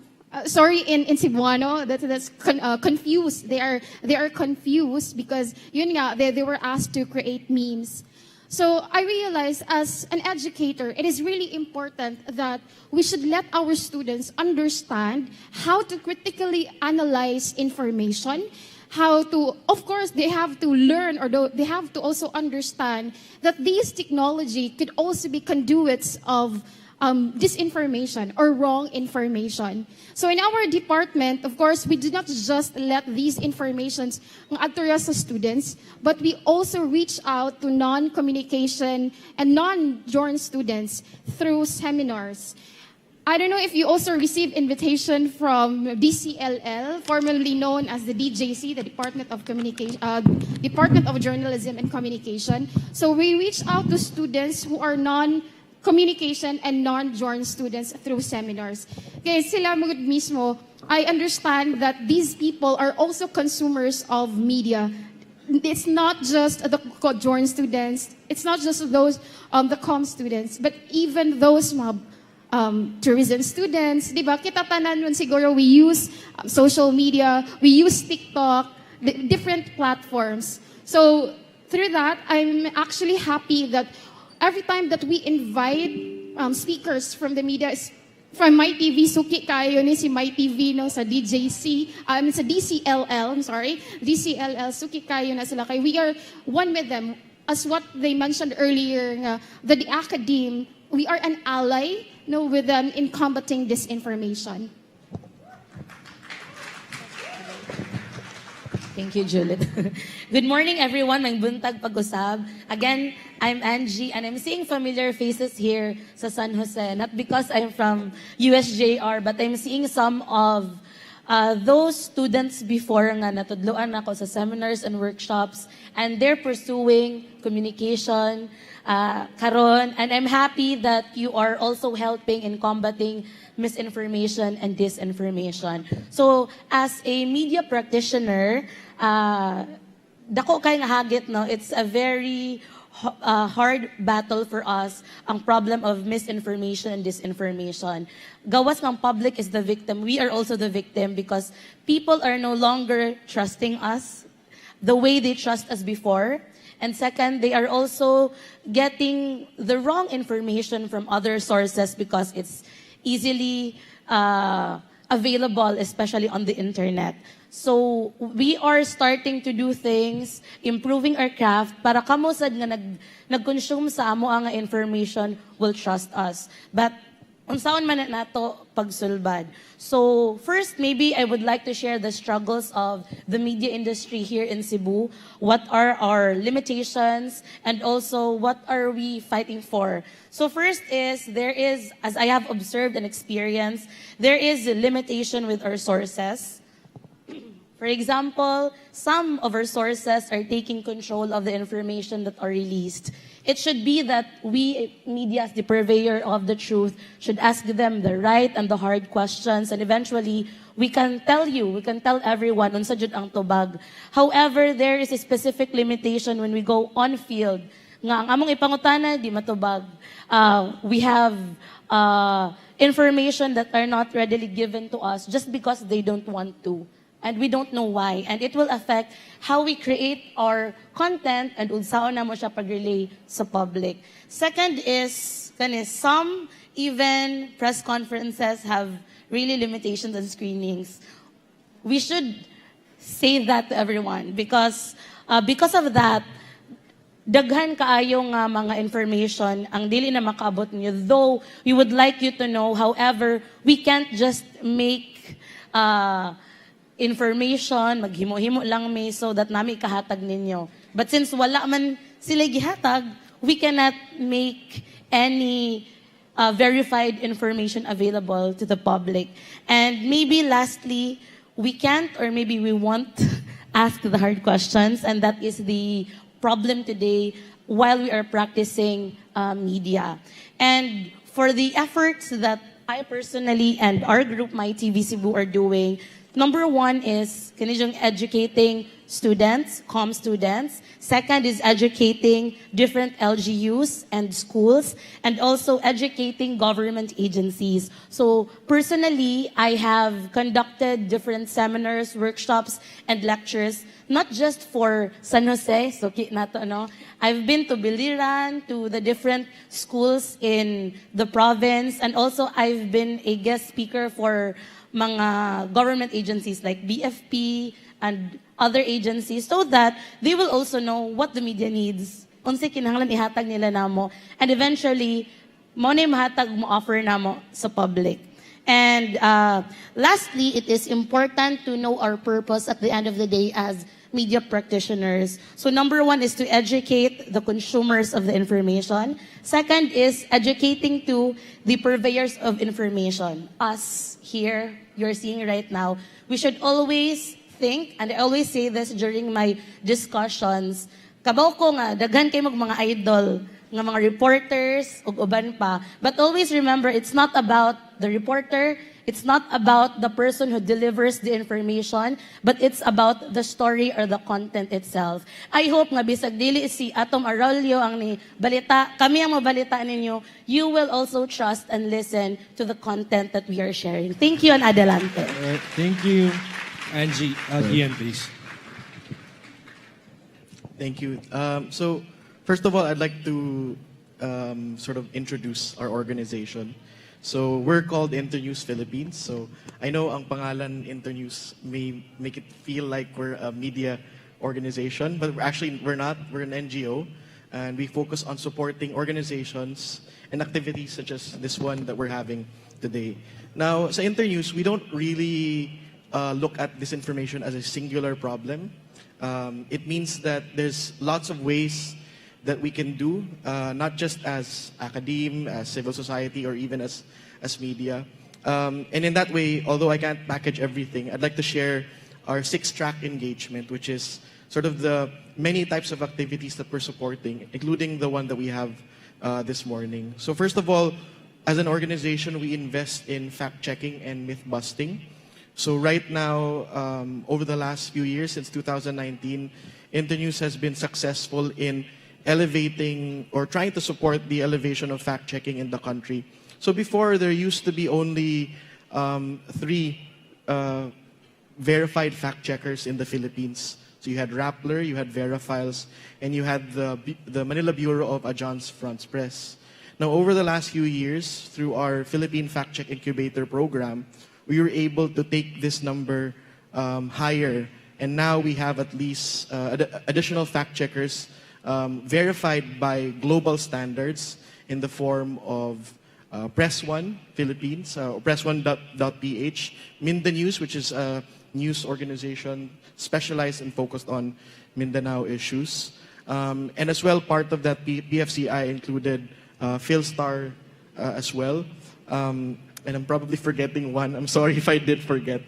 So we do believe in fact-checking. Although I know that there's legitimate criticisms on fact-checking, I think it's important for us to understand na first line of defense na to ng fact-checking.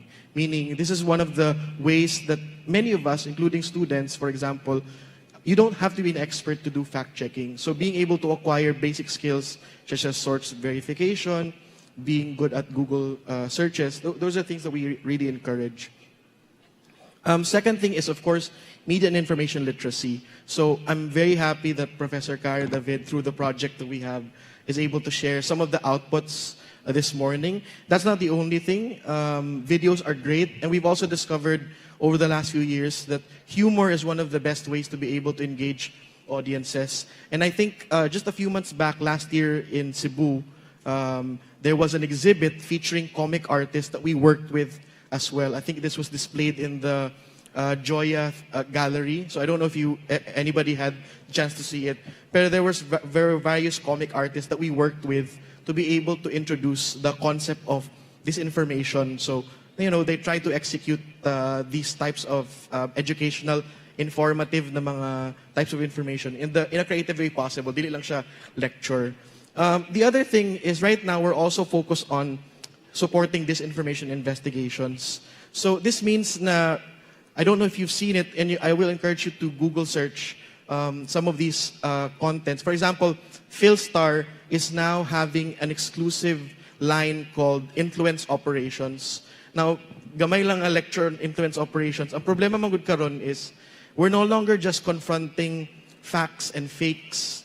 We're also confronting situations wherein the post may be real, but the behavior behind it, meaning ginaunsa siya pagkalat, ginaunsa siya pag-distribute, is inauthentic, meaning fake. They're using bots, they're using fake accounts. So even if tinuod siya nga post or in a way, dili siya ma-fact check kay meme lang siya, for example, because it's being manipulated online, it's also another problem that we have to confront as well. So I don't want to raise too much trust issues with Gen Z, pero the reality is that is the kind of information environment that we are dealing with. So we're also helping out media organizations do a better job in going about their investigations in the hopes of raising awareness para kitang tanan makabalo nga naad po day ina na klase nga problema so that we don't fall to scams in the future. And then last but not the least is, of course, we also invest in trustworthy news and media. And one of the ways that we are investing in that is through our partnership with Life Solutions, for example. We're going around the country supporting local media organizations that want to improve their digital footprint to be able to reach audiences. And of course, one of that is with My TV Cebu and various others, smaller but very meaningful community-based media. Because I think, and this is, I'll end my sharing by saying na the problem man good with a lot of the conversations of this information online is that a lot of it is very centralized on national issues. And I think that's a good thing, but at the same time, I think it's the reason why a lot of us don't feel affected by it. Kaya national man na siya nga issue, di man na siya issue sa unsa kahitabo sa atong komunidad. Ang problema is this information also affects local communities. And without any kind of effort from media, academia, and civil society to bring the relevance of this information to the ground, I think it's going to be very hard for us to convince not just students, because I mean it's great they're all here, but how can you convince your parents, your aunties, your uncles, everyone around the community, if they're only seeing the fight of this information focused on national politics, when in fact, this information is affecting our daily lives, diba? Even the concept of like the modernization of the jeepney, for example, dagan kayo misinformation and disinformation surrounding it. And I think that's the sort of route that Internews is going for. We really want to focus on local efforts such as this one. Thank you.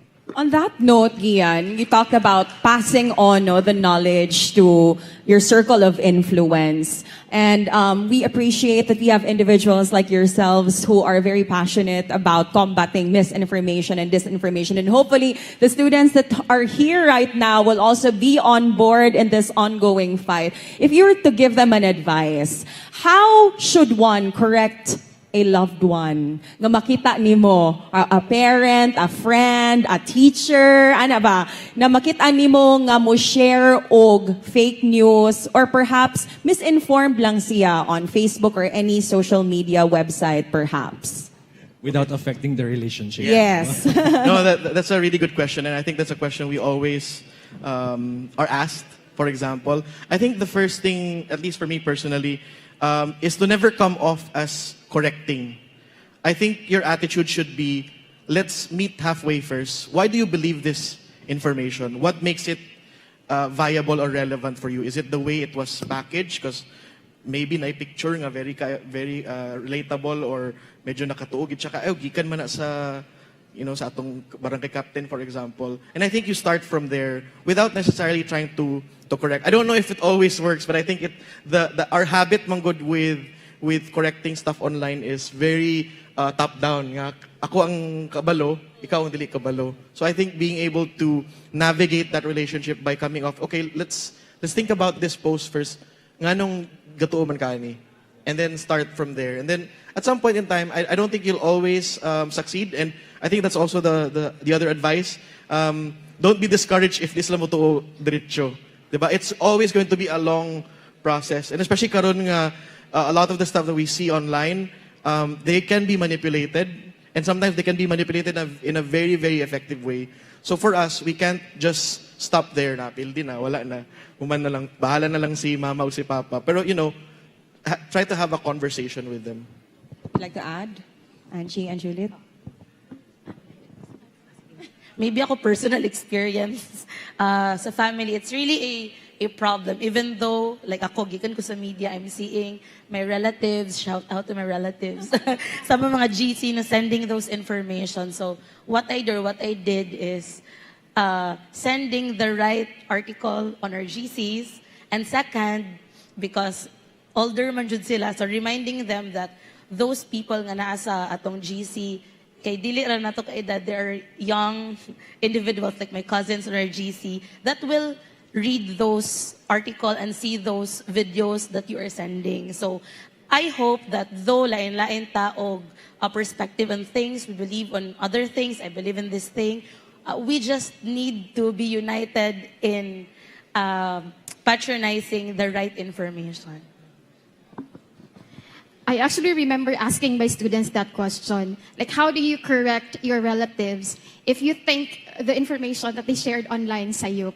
So someone told me, kanang, Miss, nindot yung kay mangaway. Diba? Sometimes, no, especially, nindot kay mo comment, Miss. The feeling, but that's a natural feeling ba? However, I always remind my students, let's talk about respect, USJR. Not because we are from USJR, but always remember that when you know something, let's not say that these people, wala din sila yung nahibawan.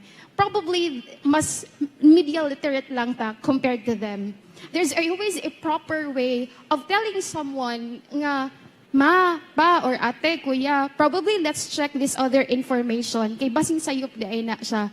Not in a way nga, makig-away ta, because I think during the election period, grabe ang away online. Kaya we have different political views, political opinions, nga nahimo na siya na toxic. So, number one is we respect. Second, I'm not saying respect my opinion mo, man na ilahang gamito, no? Respect my opinion, just respect my opinion. Because we can always have healthy discussions, but we have to make sure nga the information that we give to our parents, our sister, our relatives, sakto sa dyan, that we also do fact-checking. I'm interested about the mechanism on how we determine yung, well, you do a lot of things no, para to combat this information. You go to areas, different people. Ano yung siguro impact niya? Nabe-measure ba natin yon? How useful or how the techniques that we're using are the effectivity of our techniques that we're using? Medyo challenging yan a question because every after seminar, supposedly we have an evaluation. It's not enough kasi na for 1 hour or a half day, there is already an effect na, okay, ganito pala ang dapat gawin. This is what we should do to verify the information. Pwede kasi na, okay, especially depende siya kung sino yung nagsasalita. Sometimes, ang challenge, okay lang kung the audience kay mga communication or journalism because we are on the same page. But the challenge is, what if those people, meron na silang own biases? Na, I do not have trust anymore sa mga journalists because they are biased. Because to be honest, even there are some comm students na they would tell us na, oh, bias man good ang kuan miss. So they are biased. We already have this. So, however, we did not stop there. Na even if right then and there, hindi namin malalaman, we cannot measure kung effective ba talaga the programs na ginawa ng USJR or ng department. But we are positive na as we can more nang giingon nga ginagmay pero kanunay. So ginagmay siya pero kanunay. So I'm sure there would be a ripple effect from the people who are the audience, their family, siguro ma-share nila. Pero as of to measure good na effective ba siya, medyo challenging pa siya. That's true. As for me, it's like what Juliet said, it's really hard to measure. However, maybe sa impact niya in a way that the school now prioritizes budget, for example, for workshops and trainings for media literacy. Because if you go to national high schools, elementary schools, they don't have a budget for that. And hindi lahat ng speaker, for example, are willing to go to mountain barangays or to the other areas in the province to conduct a seminar without having even 1,000, right? So I'm happy that when I go to different schools, the next time around, they are budgeting funds for that specific program first. And secondly is, I can see some of those students are pursuing communication because maybe one way or another, they were inspired, they were guided to become purveyors of truth too. And lastly, siguro yung nakikita ko pa na impact is they are making their own content in their own ways sa schools nila, sa community, and even other organizations. So there is improvement in their content. And I think mas nagiging masaya kami na nakakita yon in return of the efforts that we are making. For your budget problems, you can approach interners. You know? But anyway, yeah, go ahead, Gian. I guess the long story short answer and the boring answer is that yes, there are studies that are being done to measure the effectiveness of programs. But I'd like to go outside the formalities and sort of measure the effectiveness over time. I'm not saying this as like a conclusive evidence, but I think anecdotally, what we're seeing right now is really, and this is to paint na lang a positive picture and to also make us hopeful, we're seeing a trend of great increased awareness of the issue. So before, I think in 2016, I don't think the conversation around disinformation was that prevalent, diba? It's not something that you would see in campuses or schools being talked about. But now it's sort of ingrained, or in fact, a topic in many ways. And we've been able to identify institutions that can act as our sort of defenders for the truth. The other thing is I'm also noticing, even in content creators, not just formal media, but even independent content creators, because I think with the digital revolution, we really have an atmosphere and environment wherein everybody is publisher, everybody can potentially be a content creator. We're seeing bigger emphasis on transparency in the content, making sure na what I'm showing to you is not only authentic, pero you can also replicate it yourself. If you want to do the research, here are the materials that we use. Di ba, uso na kay karon ang kanang BTS, di ba? Like showing how this specific product came about. That was not something that was a content piece or a trend piece before, but I think because people really desire greater transparency, and I know our institutions are some kind of crisis. There's loss of trust in media, but I think there's also space and opportunity to gain that trust back when we make an effort to be more transparent and to be more accountable. And I think it starts there. Once you realize na the academia is accountable, the media is accountable, I think we have a fighting chance in gaining that trust back. Taking off from what you've mentioned about the public, especially the youth, losing trust in legitimate media. I know that the journalists are not just gatekeepers of information, right? But we also serve as role models to the audiences. I know that all three of you have been journalists also. Like, for example, Juliet, if I may share, was my colleague from TV5, and of course, Angie and Gian.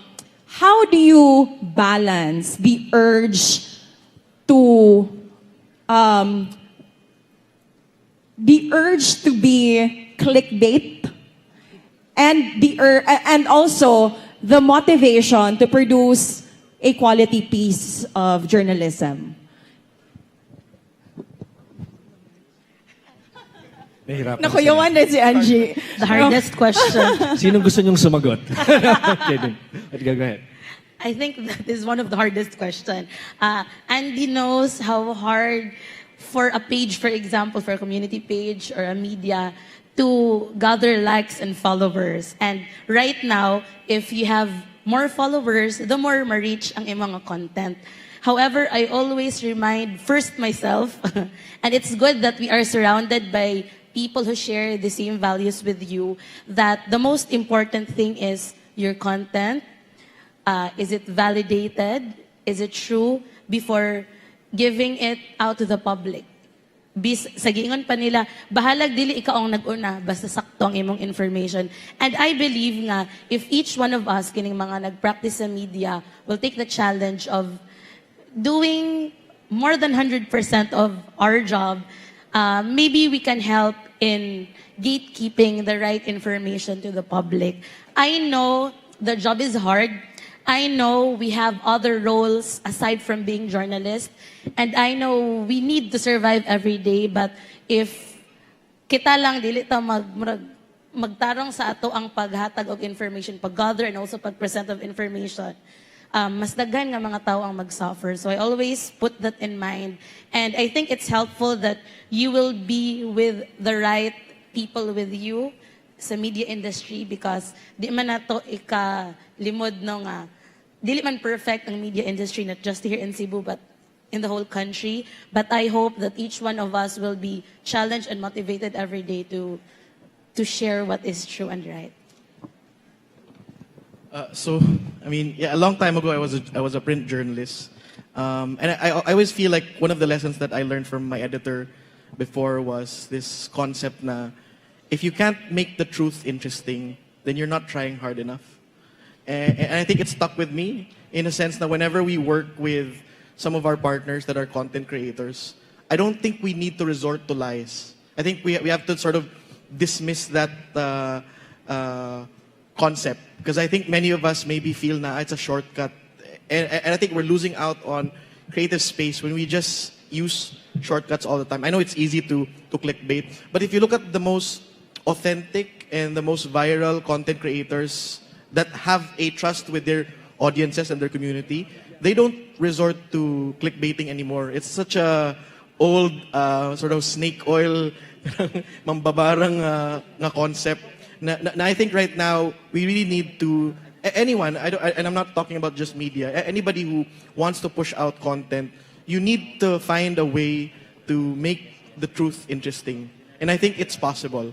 I don't think it's impossible, and if you do find it if you're stuck, then I think you're not trying hard enough, and you need to push yourself. Sulit, please. Napag-isipan mo, dalawa yung nakasagot na. Go ahead. Let me answer that question by sharing an experience. When I was still working in the print media industry, aside from the TV5, I covered a story, and then, kasi may hinahabang na time, di ba? We have to be fast with the information.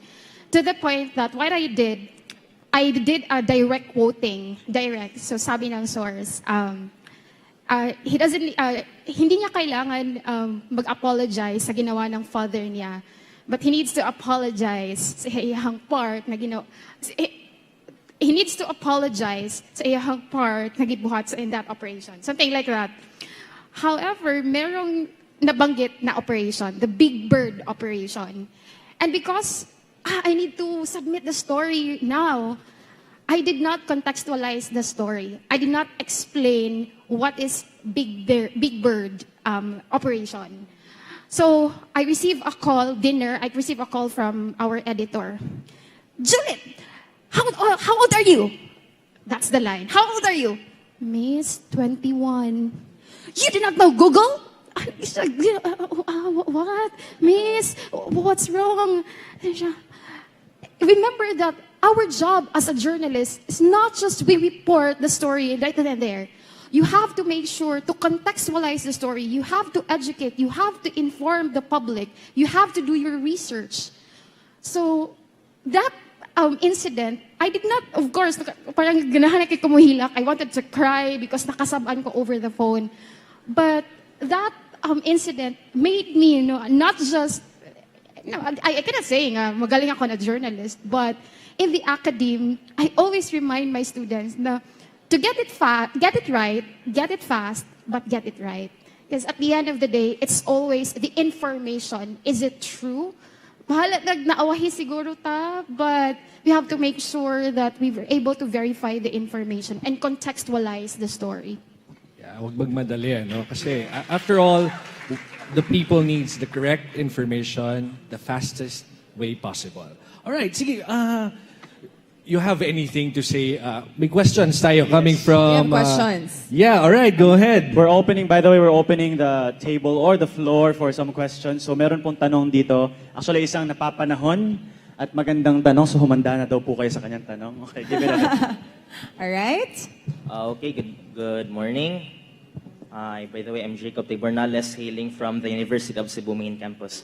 Okay, so my questions, ma'ams and sirs, is that since people view the media as a main source of news and information, which can be reliable, well, there are times that sometimes, well, let's just say that media can sometimes take their side, or what we call biases, just like what you said and tackled earlier, that media can sometimes, though unintentionally, take biases or have their sides. Now, before I continue, I'm not being political, let me clear myself, but let me use this example that at the peak of the Duterte administration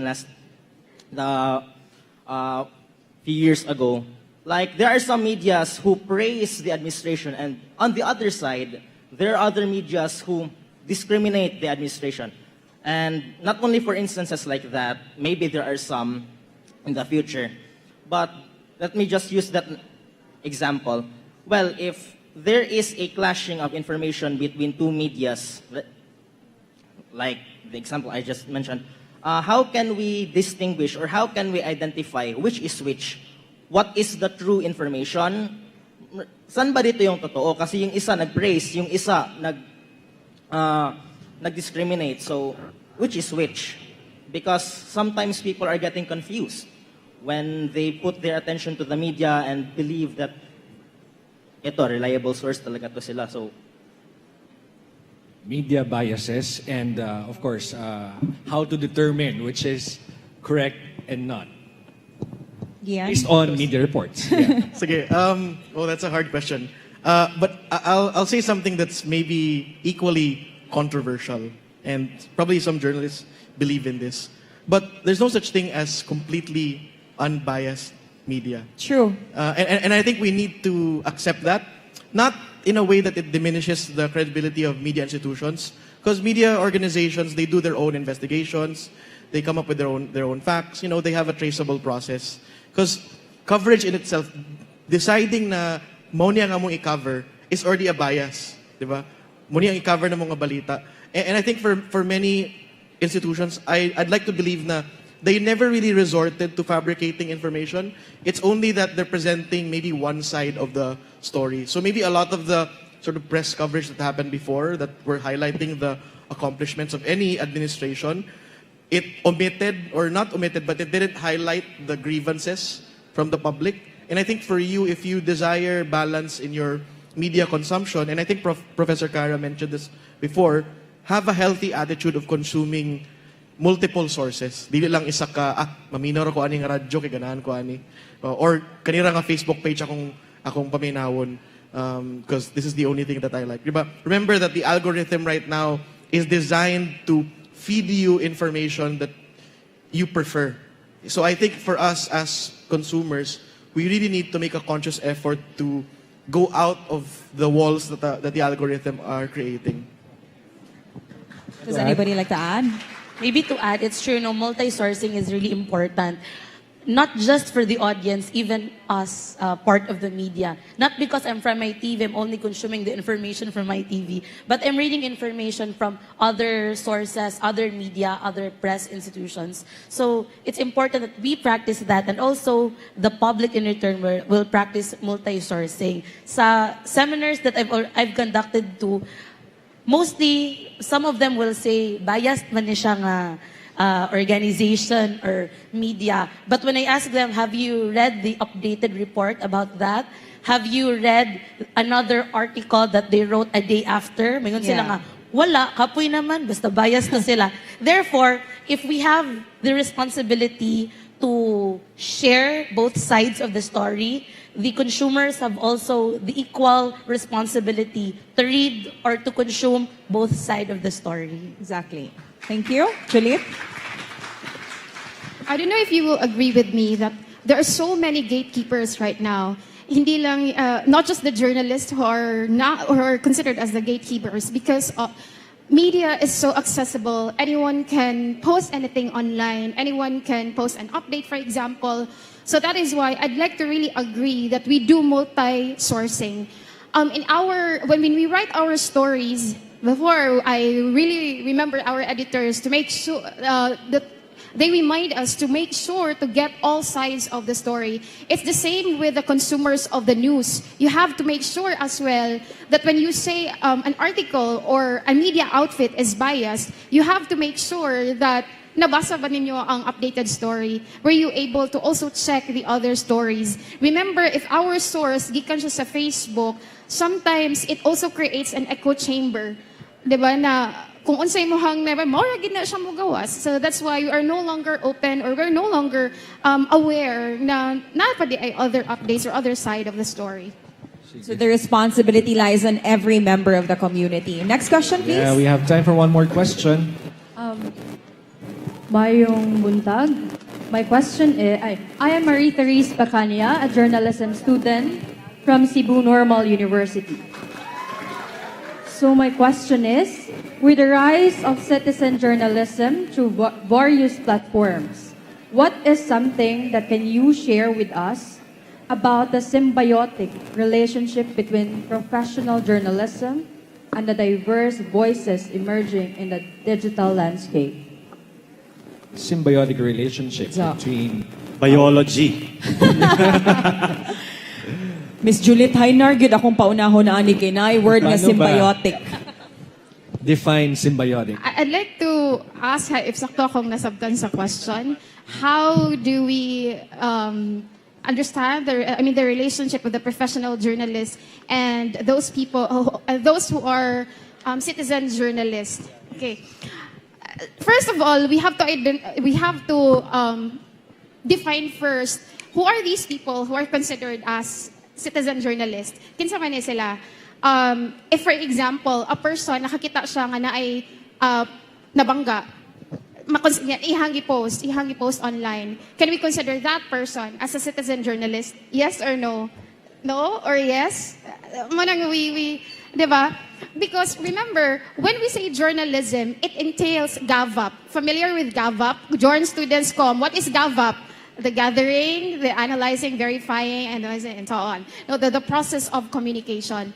Now, as a professional journalist, kani sila, they niagi man gud ta og training. No, we had training about the process, and for the citizen journalist, of course, we have to also identify if the process that they're doing parehas ba sa journalist. No, if naabot sila the GAVAP process of gathering information, kay that's the challenge there to identify, makonsider ba ni siya nga citizen journalist or nagmaritas lang ni siya or naalang din siya yung cellphone. That's why earlier I said medyo challenging sa parts sa media because ang daghan na gatekeepers karon, di ba? There are so many gatekeepers right now that anyone can report, anyone can post. But then again, we always go back sa process of doing the journalism or gathering information. So medyo we have to look at the definition. Can we really consider them as citizen journalists? Maybe to add lang, more on how to be able to help one another, the citizen journalists, and also us from the mainstream media. Kahibaw man ta nga karon sa existing nga mga media, we are also receiving information from the public. Like, kami sa My TV Cebu, naami matawag ang mga correspondents sa a certain place. Kay di ba, ang AS Fortuna, magunsa man ako mag-uwan, magbaha. So naa nami correspondent diya nga, when it rains o mag-flood, mag-send na mo sila og videos and pictures. And of course, as media practitioners, we verify if kini ba nga mga readily available nga materials nilang gihatag namo, tinuod ba siya or dili. And we help that by publishing the stories and also sila po in a way maka-cut-on sad sila namo sa process on how to know is this true or not, how can we present this story. So hopefully we use this power sa pagkuha dayon sa information bisag asa kung asa man mo nabutang in a good way. So it's good that you find platforms that can help you. So karon ang mga newspapers, ang mga digital media, even sa TV are also using the materials from the public. So I think it's good. It's like a collaboration Yes. between the practicing journalist and our citizen journalists. Especially with the shrinking of the newsrooms, we actually need all of you, diba, to be our eyes, our ears, to share with us the information that you're observing around your environment. Gian, would you like to say something? I mean, just, already supported. I think it's a great thing. People are interested in covering news. You don't have to be trained. Of course, if you really want to be a professional journalist, look for proper training. But if you're just covering out there, I mean, freedom of speech, diba? Freedom of information. Let's encourage a practice of transparency. All of us can get involved in our many different ways. Nobody has like a single role. So very, very, very good trend that we should welcome and encourage. All right, thank you very much for your questions. Right, thank Siguro you. before we say goodbye, one-liner lang message to all of these students who are inspired by your advocacies. Miss Juliet. Let's always be vigilant in the information that we share and we consume online. Angie? And I hope that you will be passionate in all the things that you do, not just in your dreams, but then also in telling the truth to others. Sabi sa unsang buhaton ninyo every day, always have with you the truth, and eventually mo cascade na siya sa inyong community. Thank you. I think the one message that I really want to focus on is connecting with people, and I encourage you to connect. I'm glad you're here. It means that you care about this issue. I think the next challenge is make sure that others care about it as well. So you are the ambassadors or the messengers that need to carry this sort of advocacy forward. It doesn't have to stop in this conference. Go out there and, let's make this movement bigger. All right. Now, with that, we would like to thank our panelists, Ms. Juliet Hainar, and Angelica Faisaniel, and Gian Libo. Thank you very much, guys, and we turn you over. Salamat. Yeah, we turn Thank you you so over much to also, Marco Miss Andy and Sir George. Thank you to our moderators and to our lovely panelists. Ang dami po natin na pag-usapan ngayong araw. At alam ko pong naghihintay na rin kayo sa next part ng ating program, kaya tayo po ay magpapatuloy na. Ladies and gentlemen, dagang salamat and a very, very timely discussion, no? So, ako nakatunan ganina nga sa karon nga era partner, no, medyo challenging na gyud ang giagian sa mga media practitioners. So, dili lang mga media practitioners ang angay mulihok apan appeal kamong tanan. Naminaw pa ba mo nako? Naminaw pa daw sila nako, partner. Okay, nag-sound check lang ta. Yes, hello. Vibe check. Okay.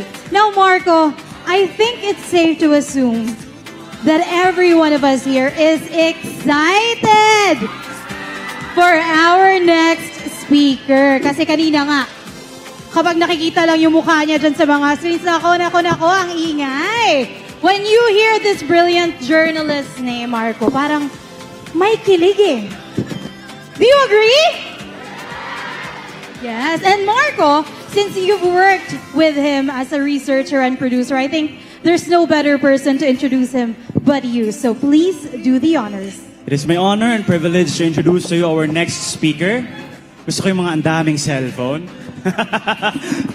Alright, our last speaker is a multi-awarded journalist and a documentary filmmaker. He previously worked as a TV host and correspondent of ABS-CBN News and Current Affairs, reporting various news events from the scene and anchoring programs like Red Alert and Umagang Kay Ganda.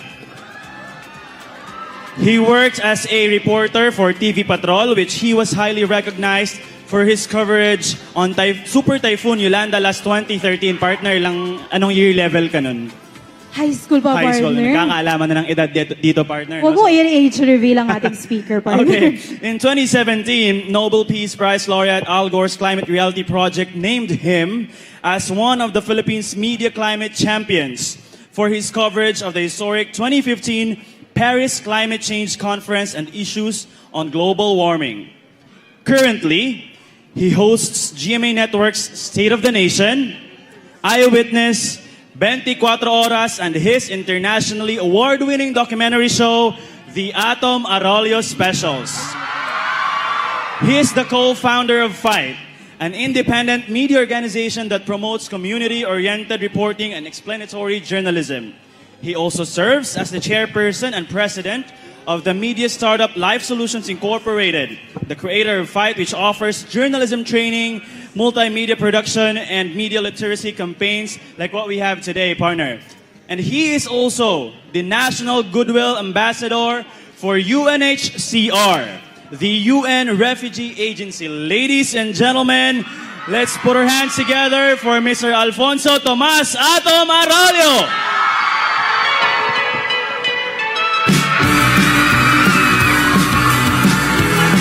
Hello, hello, hello! Wow! Para naman tong para ako nasa concert. Ano to? ASAP? Maayong adlaw, Cebu! At maayong adlaw sa lahat ng mga kapuso, sa lahat ng mga kapamilya, sa lahat ng mga kapatid. Hindi tayo nagdi-discriminate dito. I'm very honored and quite happy to be here in Cebu.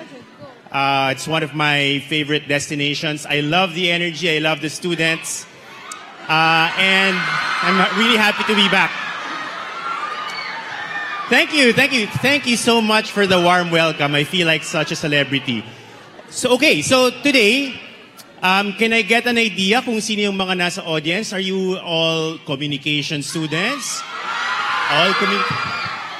Sino ba dito ang mga gustong maging journalists in the future? Konti lang. That's smart thinking. Smart thinking. Okay, sino yung mga nanonood ng TV? Ganun na lang. Sino yung mga nanonood ng Eyewitness? Sino ang favorite host ninyo? Asa na si Cara? Ayan si Cara. Nako, magtatampo si Cara sa inyo.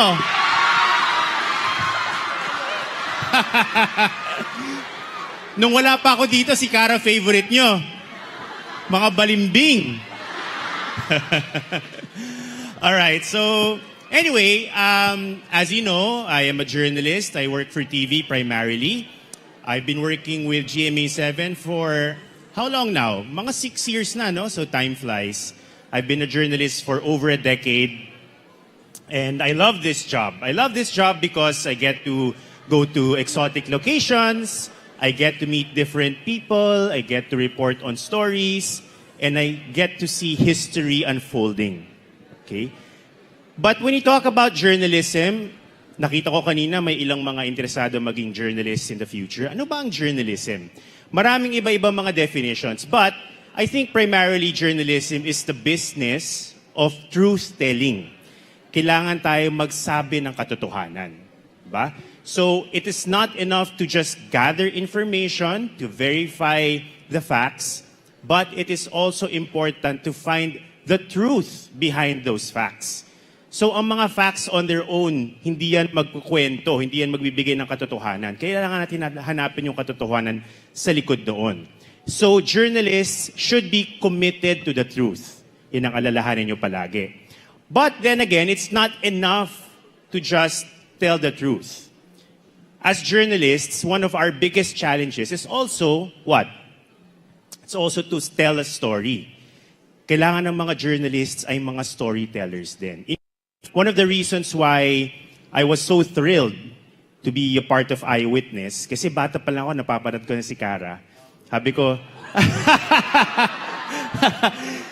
But really, it was a dream. It was a dream of mine to join such a prestigious show, primarily because of the storytelling. Kasi nung estudyante pa ako, at totoo to, estudyante pa lang ako, napapanood ko ng Eyewitness, natutuwa ako sa mga storya.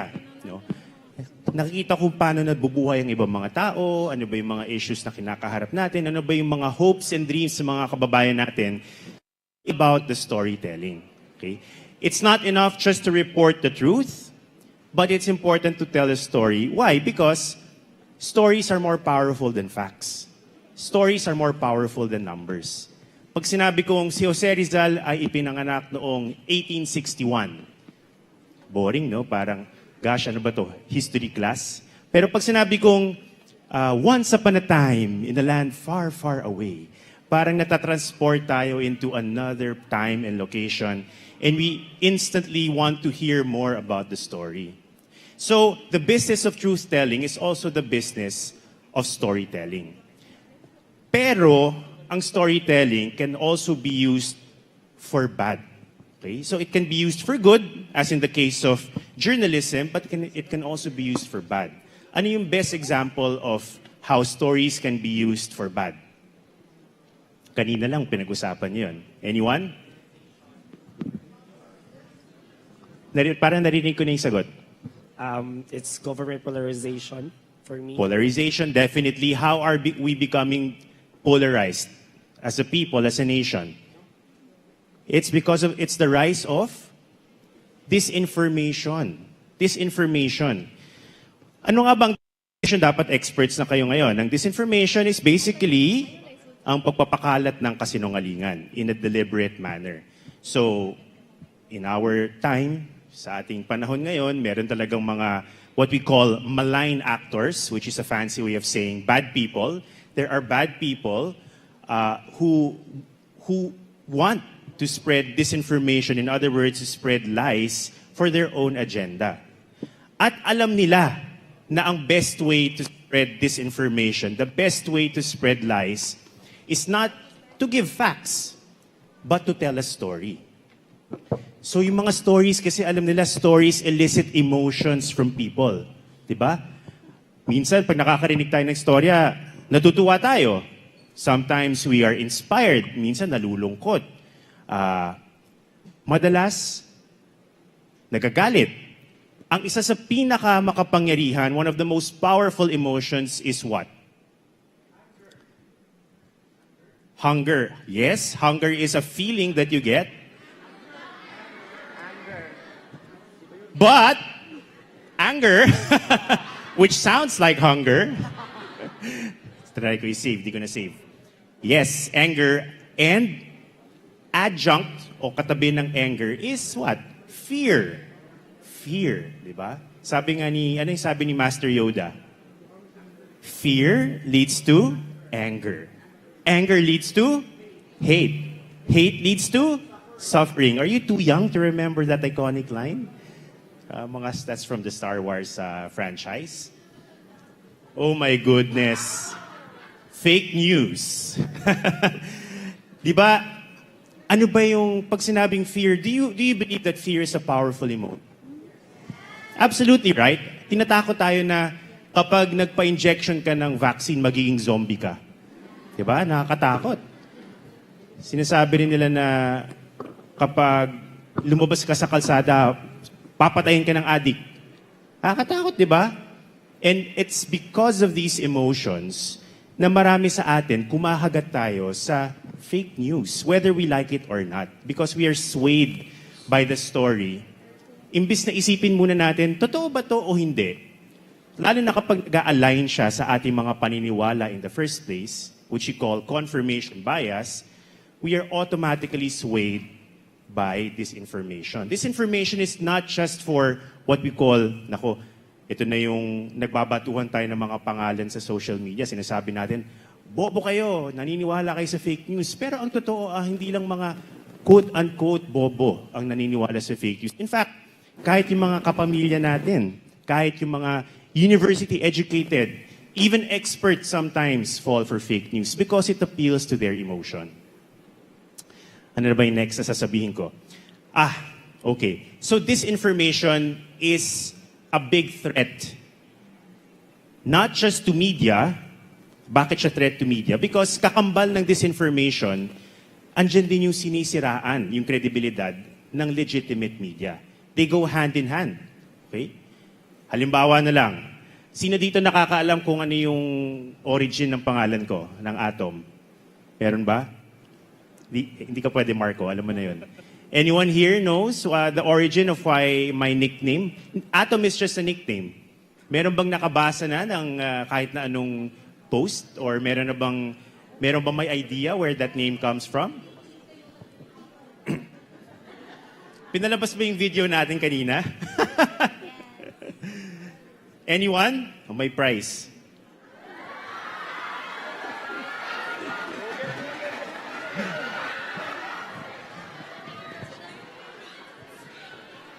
Tatakbo muna ako, sir. Nasa likod eh. O, dala, takbo, dali. Kasi Ayun, masyado na silang...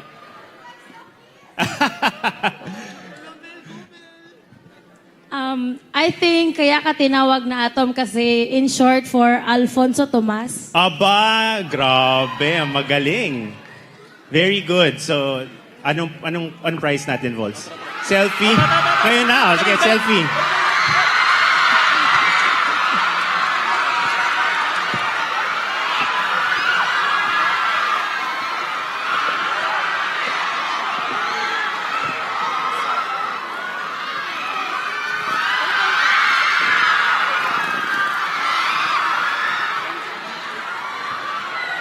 Ayos ah. Ayun, dumaan pa kay Miss Cara. Thank you. Bino mo naging pricing selfie. Ayos yun ah. Tama. Basically, my name is Alfonso Tomas. Alfonso Arauli is the name of my lolo on the father's side. And Tomas Pagaduan is the name of my lolo on my mother's side. So pinagsama yung dalawang pangalan na yun, naging Atom, Alfonso Tomas. Pero may mga naniniwala na yung pangalan ko ay galing sa August 21 movement. Alam niyo ba yung August 21 movement? Actually, malamang hindi na. Ano ba yung nangyari ng August 21? Anyone? Yes? O, tara dito, takbo. Good morning. It was the assassination of former President Ninoy Aquino po. Yes, former Senator Ninoy Aquino, August 21. Tapos August 21, anong year?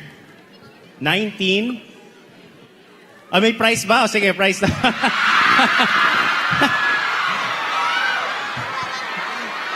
Sinimulan mo to eh.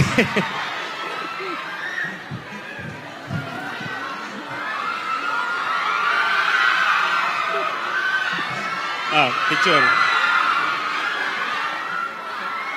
Ay, video. Hello. Video.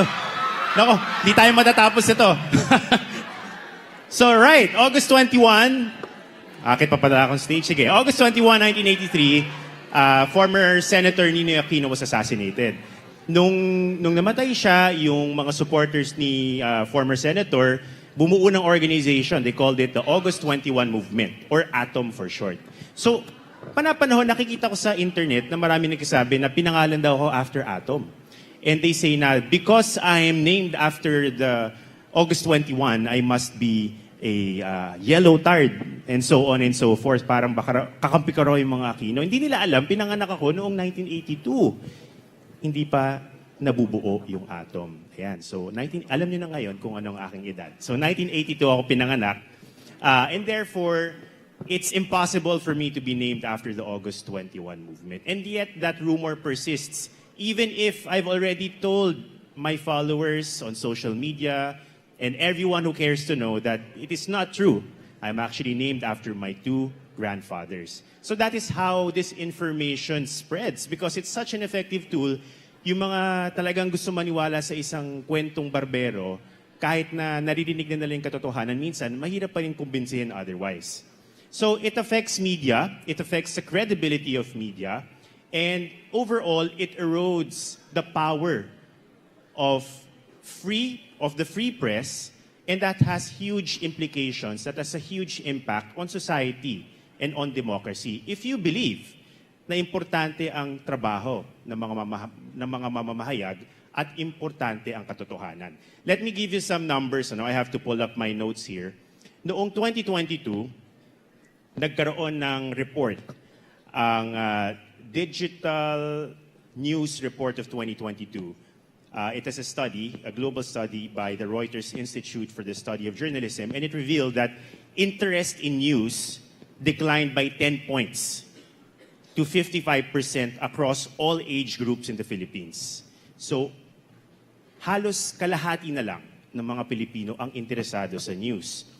The report also noted that interest in news is lowest among social natives na tinatawag. Ilang taon yung mga social natives? Ilang taon na kayo?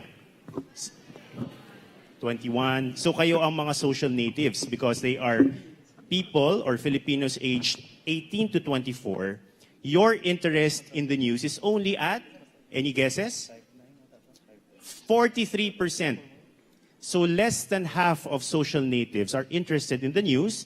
And then digital natives who are aged 25 to 34, I'm sure may digital natives din dito, ang kanilang interest sa news ay nasa 51%, which is below the global average.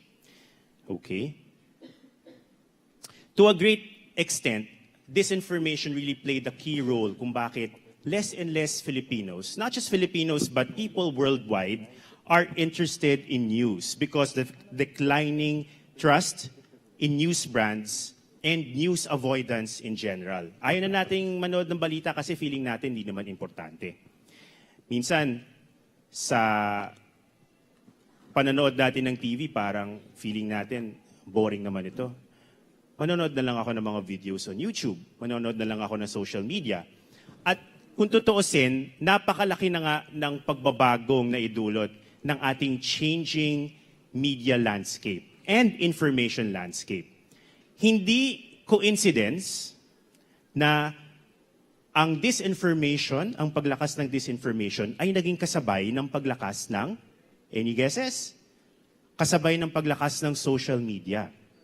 Kasi nowadays, dahil sa social media, which is just a tool that can be used for good or bad, dahil sa social media, kahit na sino sa atin, pwede nang gawin kung anong ginagawa ng isang mamamahayag. Pwede kayong mag-gather ng information, pwede kayong gumawa ng storya, pwede niyong i-post, i-publish yung mga post na yon, at posible na marami ang makabasa nun. Diba? Marami mga posts ang nagva-viral. Pero hindi lahat ng mga viral posts ay makatotohanan. Diba? So minsan, imbis na manood ng news, gusto na lang natin makinig sa mga iba-ibang influencers, nakikinig tayo sa mga vlogs, and so on. Hindi ko naman sinasabi na lahat ng mga vlogs ay masama. In fact, marami rin ako sinusundan ng mga vloggers. Kaya lang, kapag ang mga vloggers ay hindi tumatalima or if they don't adhere to the ethics of journalists, nagkakaroon tayo ng problema. Why? Because, tulad ng sinabi ko kanina, journalists are duty-bound to the truth. The first day that we walk into the newsroom, yun agad yung pinapasok sa aming isipan. Hindi ka pwede magsinungaling. Pero kapag ikaw ay isang content creator na walang ganong klaseng training or hindi naintindihan yung ganong kahalagahan ng pagsasabi ng katotohanan, hindi naman kailangan may masamang intensyon na agad. Kunyari, hindi na talaga nila alam na importante magsabi ng katotohanan. Doon nagkakaroon ng problema sa misinformation and disinformation. So ano ang gagawin natin sa lahat ng ito? Well, unang-una, andito tayo ngayon.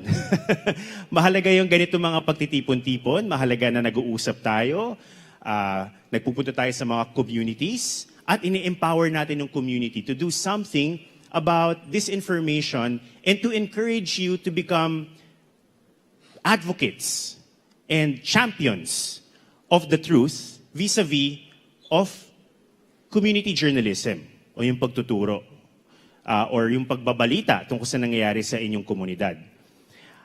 Ang aming yung programang ito under the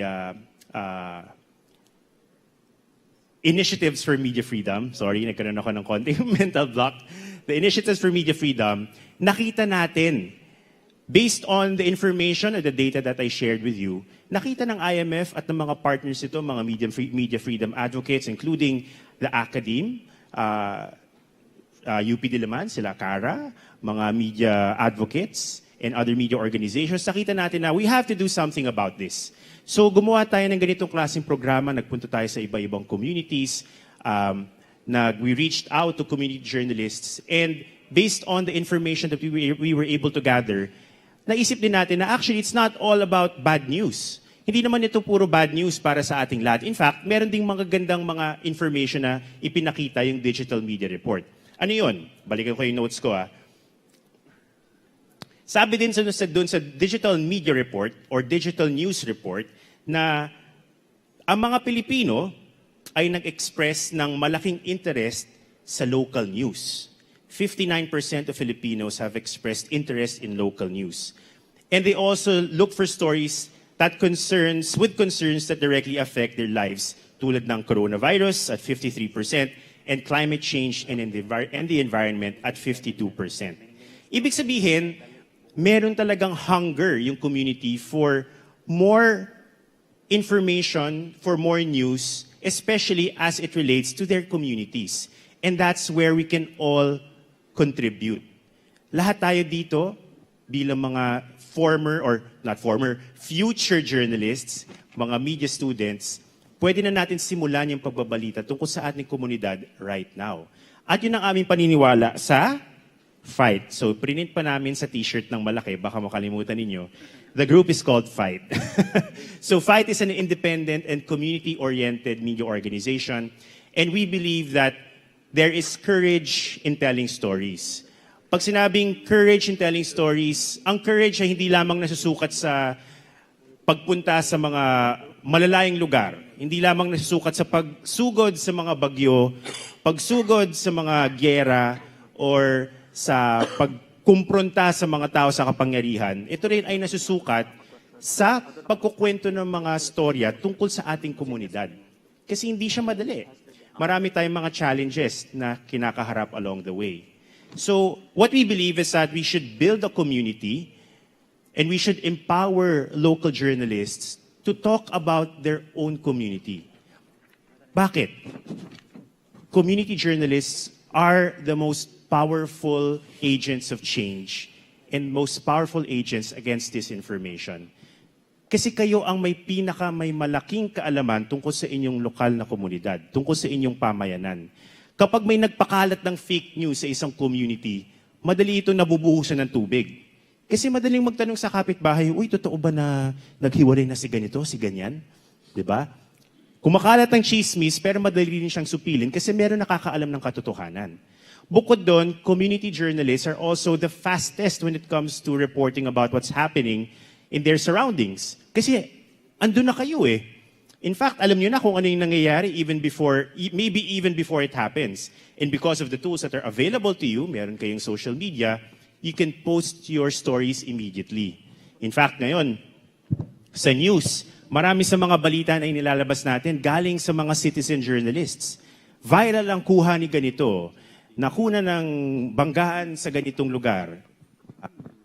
Hello? Huli sa video ang landslide sa ganitong lugar. These are all from community journalists. Diba?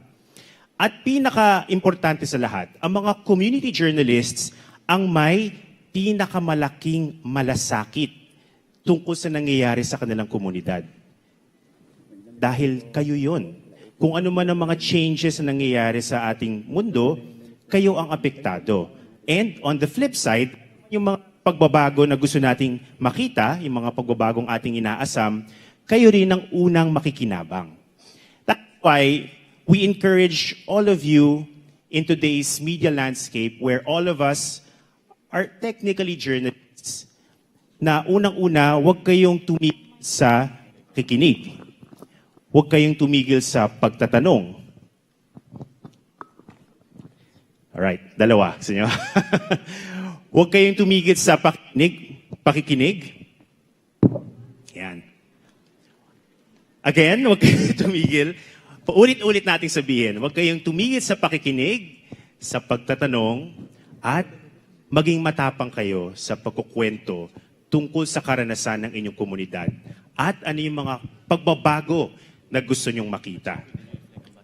So muli, maraming salamat sa pakikinig. Sana meron akong na-share sa inyo ngayong hapon, o umaga pala, na ikinapulot nyo ng konting aral. And we hope to see you online. Remember to follow Fight on social media, and we'll see you all again. Maraming salamat sa inyong lahat.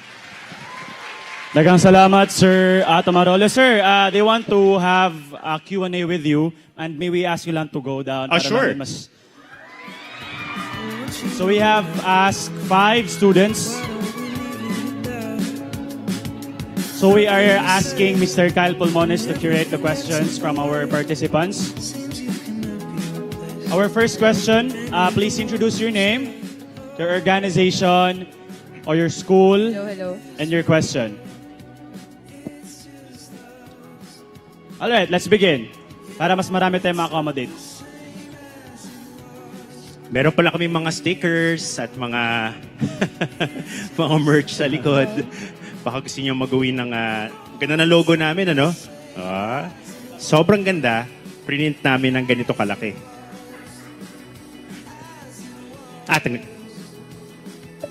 Ayan. Wow, okay. Go ahead. Good morning po. I am Arabella Izara V. Carbonco, a junior high school student from the University of San Jose Recoletos. And my question for you is, people young and old are now using Facebook and social medias as means of data gathering. What can you say about memes which circulates news in a funny way, making people think that the news posted are either reliable or not? The meme sarcasm violates the news authenticity, relevance, and impact. So what can you say about the memes and media users? Wow, that's a good question. Actually, I don't think that memes are bad per se. Meron siyang bad reputation because we usually attribute memes to things that are not serious. Diba? Usually patawa lang siya, but you can't deny its effectivity. And I think that nowadays, news organizations have taken elements of why memes are so effective and so viral, and we try to integrate that in our own work. And that's okay. That's not bad at all. For example, yung mga quote cards na tinatawag where ilalagay mo yung quote ng isang personality, isang politiko, at ipopost mo siya sa social media. Of course, meron ding good and bad yan kasi minsan it's taken out of context. Kunyari, may ililift ka lang na quote tapos hindi mo sinasabi ano ba yung dahilan kung ba't sinabi ng isang personality ito. It can be bad. But nevertheless, I think that as long as our principles are strong, we know that we have to be committed to the truth. We can use whatever tools are at our disposal, including memes. Of course, may usapin pa kung bagay ba sa isang news org na gumawa ng memes. Pero usapin na ng branding yon. Kumbaga, that's something that an organization has to figure out for itself. But on its basic level, I don't think there's anything wrong with memes as long as they spread the truth. Okay, thank you. Thank you. Let's go to our next question. Hello. Mayang buntag, Mr. Atong Marolio. I'm Kyle Enero, a counselor for Sangguniang Kabataan, and at times, I volunteer for a alternative media outfit. My question is, in the recent PSA survey results, it was revealed that Cebu is the biggest province in the entire country, but also with the most number of poor people. With this general social demographic in mind, given that you mentioned the role of community journalists, how do we balance exposing social realities from the grassroots and steering away from sensationalizing poverty and other social inequalities? Ano ba to?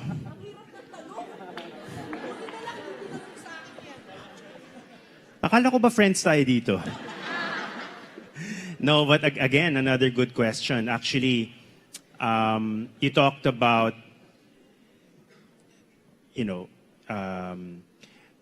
bringing these issues to light. Yung mga issues that are associated with poverty, social inequality, there are plenty, right? But the danger that you mentioned is to veer into sensationalism. Of course, sensationalism is a very specific kind of problem that all journalists have to be wary about. Siguro I can just share with you my guiding principle, which is that,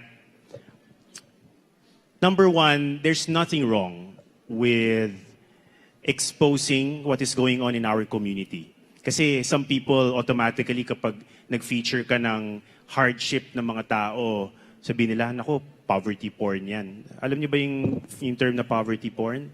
Parang you're making, basically it's sensationalism. Porque mahirap, ginagawa niyo ng istorya. Merong valid points yon. But at the same time, not all reports of poverty should be considered poverty porn. And personally, I think what differentiates poverty porn from legitimate journalism is when you talk about these issues and you also make an effort to try to look for solutions. And you also make an effort to present your characters or your case studies in a dignified manner. So hindi nyo lang sila ipapakita na kawawang-kawawa si Voltaire, halimbawa, si Voltaire Tupas, ganyan. Sorry, nakita ko kasi siya but Voltaire is a partner from Fight. But kawawang-kawawa si Aling Barang, halimbawa, wala nang kanyang buhay, the end. No? Hindi pwedeng ganon. Kailangan may point kung bakit natin i-expose yung kanyang condition. Maybe it's to ask who should help. Maybe it's to bring her concern to local authorities or even the national government. Maybe it's to ask for accountability. Bakit ba may mga ganito sa ating lipunan? And maybe it's also to inspire other people to help. So there has to be a clear objective kapag nagre-report tayo about these things. And I think that will separate the story from just being a sensationalist story about poverty into something that is useful for the community. Thank you.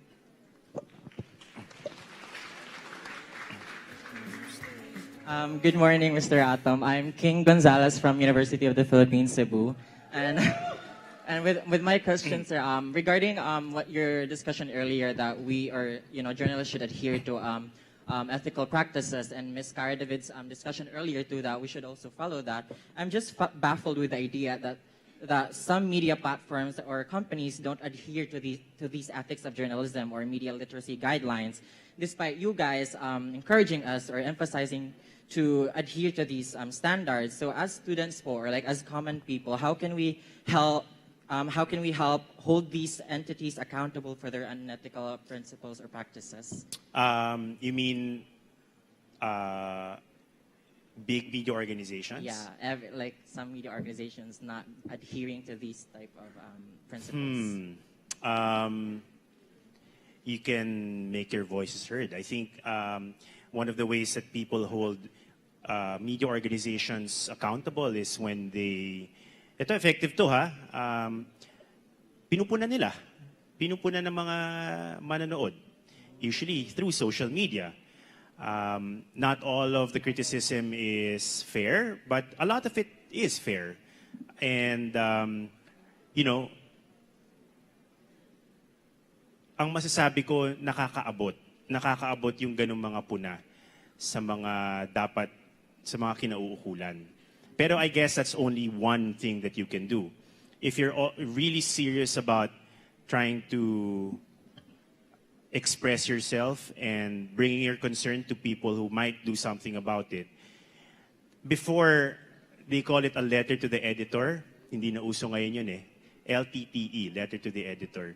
Usually magsusulat ka ng iyong counterpoints or reaction to something that you read, and then you send it to the editor of a newspaper. Hindi na uso ngayon yun. I don't think, does anyone read newspapers here? Meron pa ba? Kami, kahit nga kami, hindi na kami nagpapa-deliver ng dyaryo araw-araw. Dati, we used to do that. But analogous to that, you can actually write to the editor of the organization. There's no assurance na sasagutin nila kayo. In fact, there's a high likelihood that they will ignore you, especially if the media organization does not adhere to ethical standards to begin with. They might just ignore you. But there's also a chance that they will listen. And at the very least, na-organize mo yung thoughts mo, na ilagay mo siya sa isang maayos na paraan kasi gumawa ka ng sulat. You can then share that on social media so that other people might maybe comment, and also if they agree with what you're saying, then it gains traction, di ba? At kapag ini-ignore ka nila dati, pag nagkaroon ng traction yung sinulat ninyo, sigurado hindi na nila kayo pwedeng i-ignore. So I think those are the two things, very practical things that you can do. Siguro on a bigger scale, you can also call for reforms in the media industry across the board, not just for one organization, especially if the problem is recurring throughout the industry. You can form a community like Fight, and we can advocate for things together. We can say, we need more support for local journalists. We need to pass a Magna Carta for journalists, and so on and so forth. Maraming pwedeng gawin. But I think those are the things that I will mention today. Thank you. Hi, Sir Atom. My name is Aubrey from Immaculate Heart of Mary Academy. So my question is, as a teacher who's teaching MIL and a school paper advisor as well, what best advice can you give to strengthen our foundation in teaching our students to be vigilant in consuming information online? Nako, gamitin niyo yung project ng UP Diliman. Media Information and Literacy Project. It's a fantastic project bringing together so many, veteran and credible journalists from different organizations from across the aisle. That's a very practical way. I think it's an effective teaching tool kasi mahilig tayo sa video eh. It's just the way things are. But of course, that's only the first step. I think beyond that, we can, maybe hold events as well where we can invite more speakers kapag meron kayong more specific concerns about how we can address the different challenges that we're facing right now in the current information landscape. But the best advice I can give you is to use those tools. Use the tools that are available to you. Thank you, sir. Thank you. Now we're down to our last question. Maayong buntag, Sir Atom. I am Owen Gonzaga, a broadcast journalism student from Cebu Normal University. Sir, I really believe that our discussion hindi lang natatapos dito sa loob. So itong tanong ko sa iyo po. Sapat lang ba ang pagbibigay at pagtatama ng maling impormasyon sa social media kung ang mga netizens ay iba-iba at pili sa content na kanilang pina-follow at pinaniniwalaan?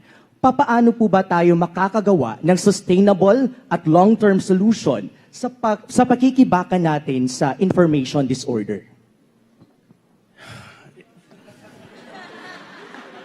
Alam nyo, kung alam ko lang yung sagot, edi wala na tayong problema. No, but we have to put our heads together. I feel you. This is something that we've struggled with for a long time, for years. Because this information didn't happen overnight. Nakita natin nangyayari yan for a long time. The first time that I was aware that this was a thing, this was a big problem, I think was around 2015 or 2016. Parang I remember reading a vlog post na saying that something to the effect na ang mga Pilipino magkakaroon na ng unang parang satellite na ilaland natin sa buwan. Parang ganun. Tapos nakita ko ang dami nag-share. Sabi ko, ano tong kalokohan na to? So, matagal nang nakagather ng strength yung disinformation. It's no use crying over spilled milk. Naunahan talaga yung mga journalists, naunahan yung community, naunahan yung mga advocates. Hasang-hasa na talaga yung mga peddlers of disinformation. And usually, may malaking resources din sila. It's a well-oiled machine. It's not only effective, it has a huge war chest. Yung mga nakikinabang sa fake news, pinupondohan talaga yan. Nag-hire ng malalaking PR agencies, nagbabayad ng mga influencers, and so on and so forth. So, I'm saying it's a big problem. And a big problem requires, there's no silver bullet to big problems. There's not one approach. What you can hope for is that the different stakeholders come together and attack disinformation from many different fronts. So one of them is people in the media. We have a role to play in fighting disinformation. Kailangan namin mas maging masinop sa pagbabalita, kailangan namin i-earn yung trust ng public, kailangan namin maging accountable para makita ng publiko na kapag nagkakamali ang media, tinatama. Di tulad ng mga fake news peddlers, kahit na anong pagtatama mo doon, hindi sila hindi nila aminin na mali yung kanilang ipinost. Pero andyan din yung academe. Yung role ng academe is to reach out to young people especially to promote media information and literacy. You know? And then there's the role of the community. Tulad na nabanggit ko kanina, each and every one of us as sort of community journalists because of social media, we should be aware of our responsibilities when we use social media. Diba? Nauso yung think before you click, think before you share, and so on and so forth. Kaya nga yung media information and literacy, para sa lahat na siya eh. Hindi na lamang siya para sa mga media professionals. And then, of course, you should also hold the tech companies accountable. Kasama rin yun. Susulatan natin ng Facebook, ang Instagram, ang TikTok. Yung iba nga, nagdedemanda pa. Kapag may mga nakikita silang kumakalat na misinformation or disinformation and they don't do anything about it. And then we can also ask for legislation. I don't know what form that will take. That's a different discussion. But we can also find ways of making these people accountable. So marami mga different approach. At hindi natin naasahan na mawawala yan overnight. But I think the solution lies in finding our power as a community. Because as I mentioned earlier, iba yung kapangyarihan ng community eh. Mas mahirap mag-penetrate ang fake news sa isang strong community. Isipin mo na lang ang isang pamilya. Meron kayong chat group ng mga pinsan mo, ng mga tito-tita mo. Kapag may nag-share doon ng fake news at alam mong mali, mas madaling i-correct, di ba? Kasi parang you trust each other, you're coming from a place of love. You know, minsan magkakatampuhan, pero mas madaling makinig sa isa't isa.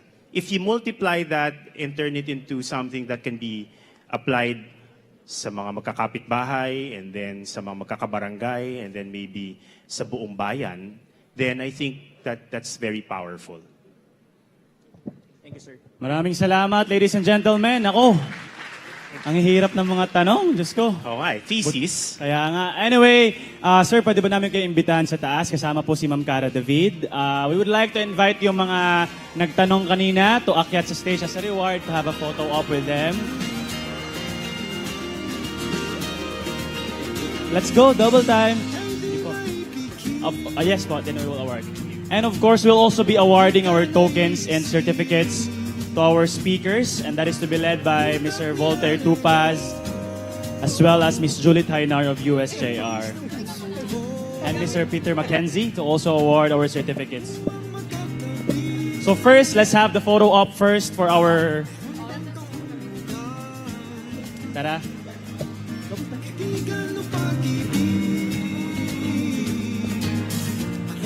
Alright, wala na ba nga? Asan na ba yung mga nagtanong kanina? Ito na lahat?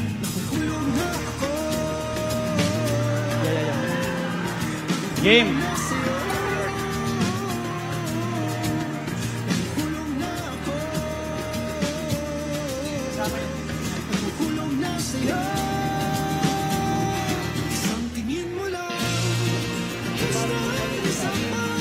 Lahat ko na.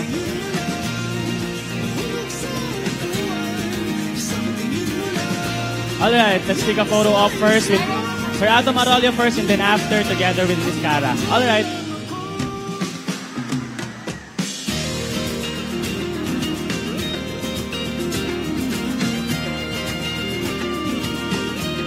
Alright. Ms. Cara. Sige po. Ladies and gentlemen, let's put our hands together once again to Ms. Cara David and Mr. Atong Arroyo. And we would like to give our tokens of appreciation and certificate as well to Sir Atong Arroyo to be led by Sir Voltaire Tupaz and Ms. Julie Tainar and Mr. Peter Mackenzie. Thank you guys. Maraming salamat.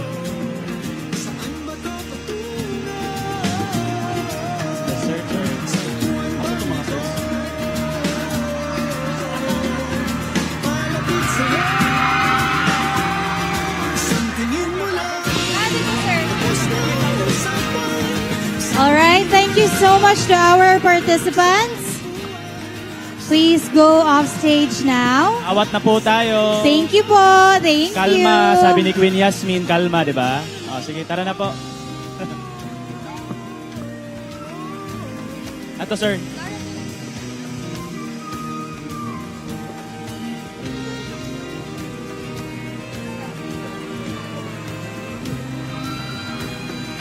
Allow me to read the citation of the certificate. Certificate of appreciation is presented to Mr. Atong Marolio in grateful recognition of his invaluable support as speaker during the Pagtuki Atong Hisgotan ng Istorya sa Sugboanon.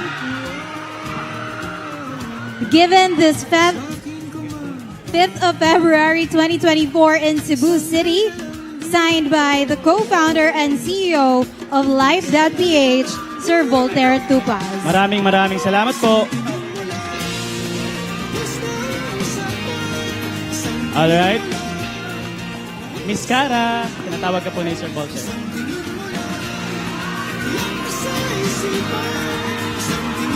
Guys, pagbabalik sila, dadalo pa ba kayo ulit? Tatandaan namin yan, ha?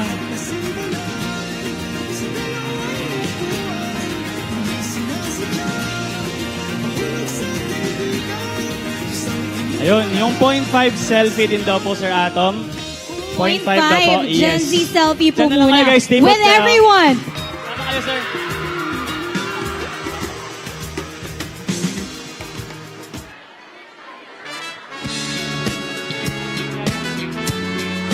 Five, four.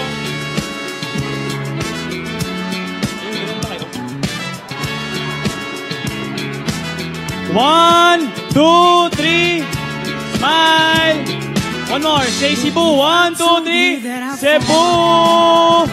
All right, ladies and gentlemen, isa kamasipang pakpak once again for our speakers.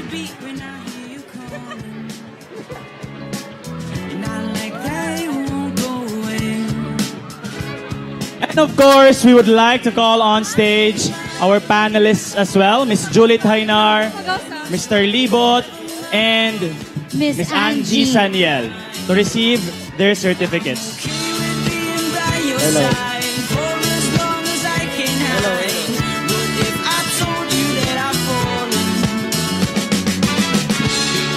Sir Voltaire. Apa. Congratulations. Sa gitna po tayo mga ma'am and sir. I'd like to request Sir Voltaire.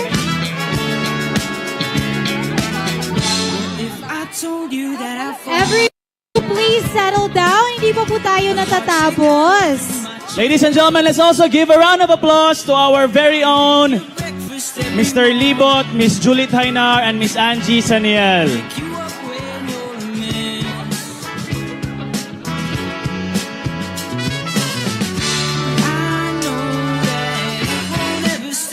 All right, thank you so much to our lovely panelists, Sir Voltaire and Atong Marolio. And now to officially close our fruitful event this morning, let's call on stage the Country Director of Internews Philippines and Chief of Party of Initiative for Media Freedom, Mr. Peter Mackenzie.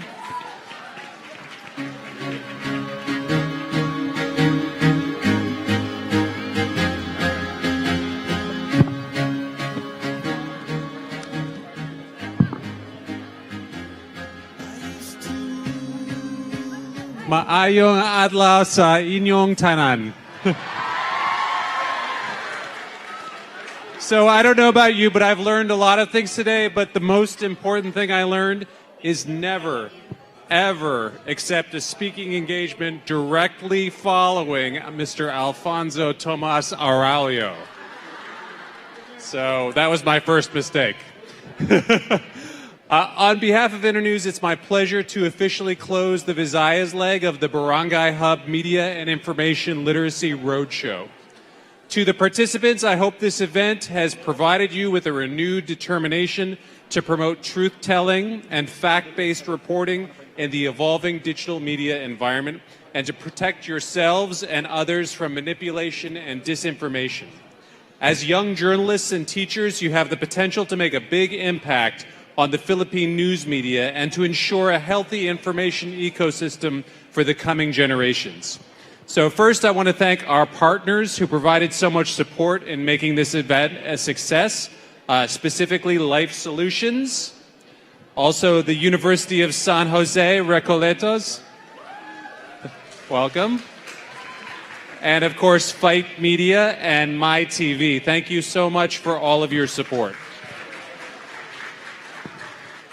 Also, I want to express my gratitude for our superstar roster of guest speakers, including USJR Vice President for Academics, Reverend Jose Alipin, Life CEO Voltaire Topaz, and of course, our celebrated veteran national journalist, Cara David of GMA and UP College of Mass Communication, and Atom Arroyo of GMA and Fight Media. And I'd also like to thank our panelists, Chairperson Julie Jainar of the USJR Department of Communication, Languages and Literature, Angelica Faye Sanyel of MyTV Cebu, and last but certainly not least, my colleague, Gian Libot of Internews. We are so grateful to all of you, and you have lit up this venue with your energetic presentations. For any participants who may not be familiar with what Internews does, and Gian said a little bit during the panel presentation, we are an international non-governmental organization that supports independent media in more than 100 countries. Internews trains journalists and digital rights activists. We tackle disinformation, and we offer business expertise to media outlets to help them thrive financially. For more than 40 years, we have helped our partners provide millions of people around the world with trustworthy information that has saved lives, improved livelihoods, and held powerful institutions to account. We have more than 30 offices around the world, including our global headquarters in California, Washington, D.C., London, and Paris, and also our regional hubs in Bangkok, Kiev, and Nairobi. We established a Philippines office in 2019, which has implemented several programs.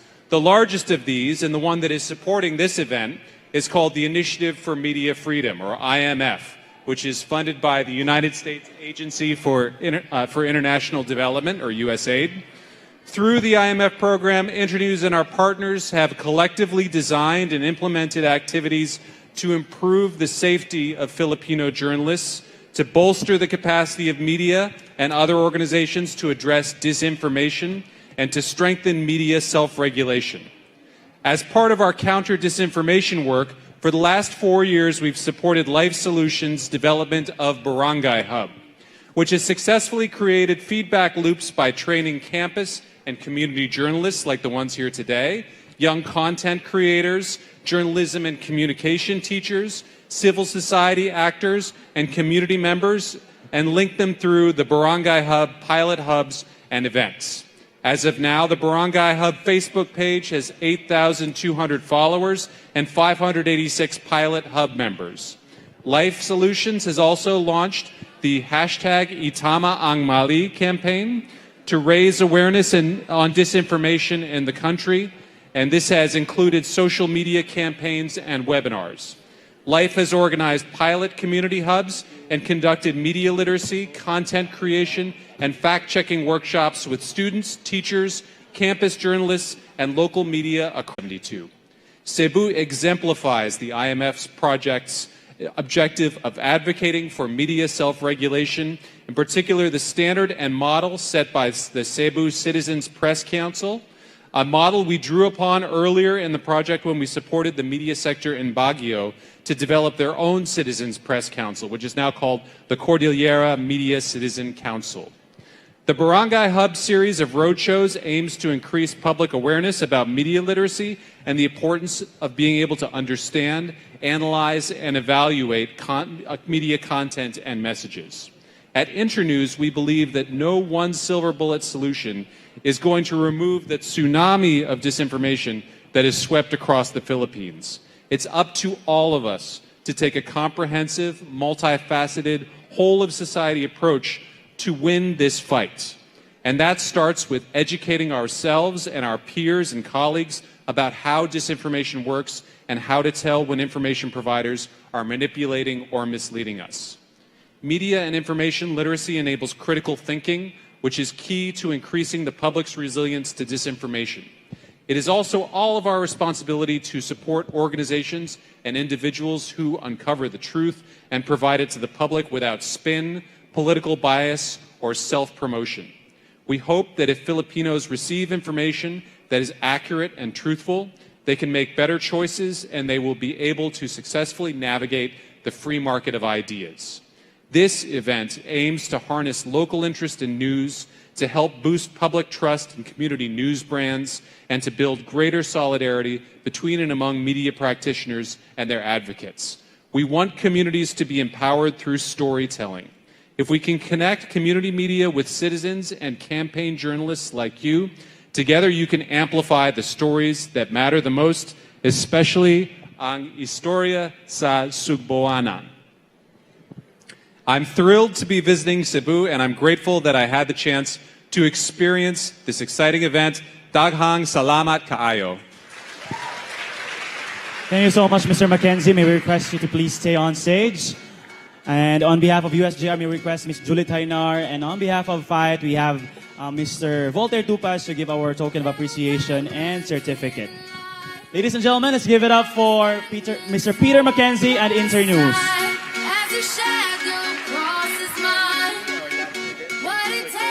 At this point, you guys can also see the QR code on both screens. Please make sure that you scan this QR code and fill out the form so you guys can receive your certificates for joining today's event. Ladies and gentlemen, this event would not be possible without Life Solutions Incorporated, the organizing committee of the University of San Jose Recoleto Supreme Student Council 42nd Congress. Kaway kaway.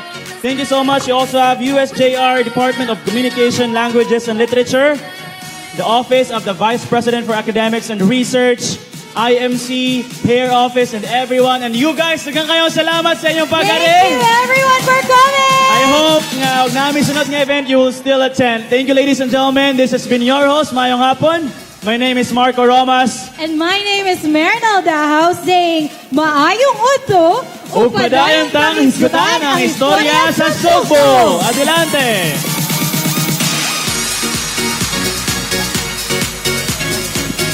Once again, please don't forget to scan the QR code so you guys can receive your certificates. And also, if you guys would like to purchase some merchandise, FIGHT is selling some stickers right outside our venue. Special shout out also to My TV, our live streaming partner. Thank you, Miss Andy and Miss Angie and team.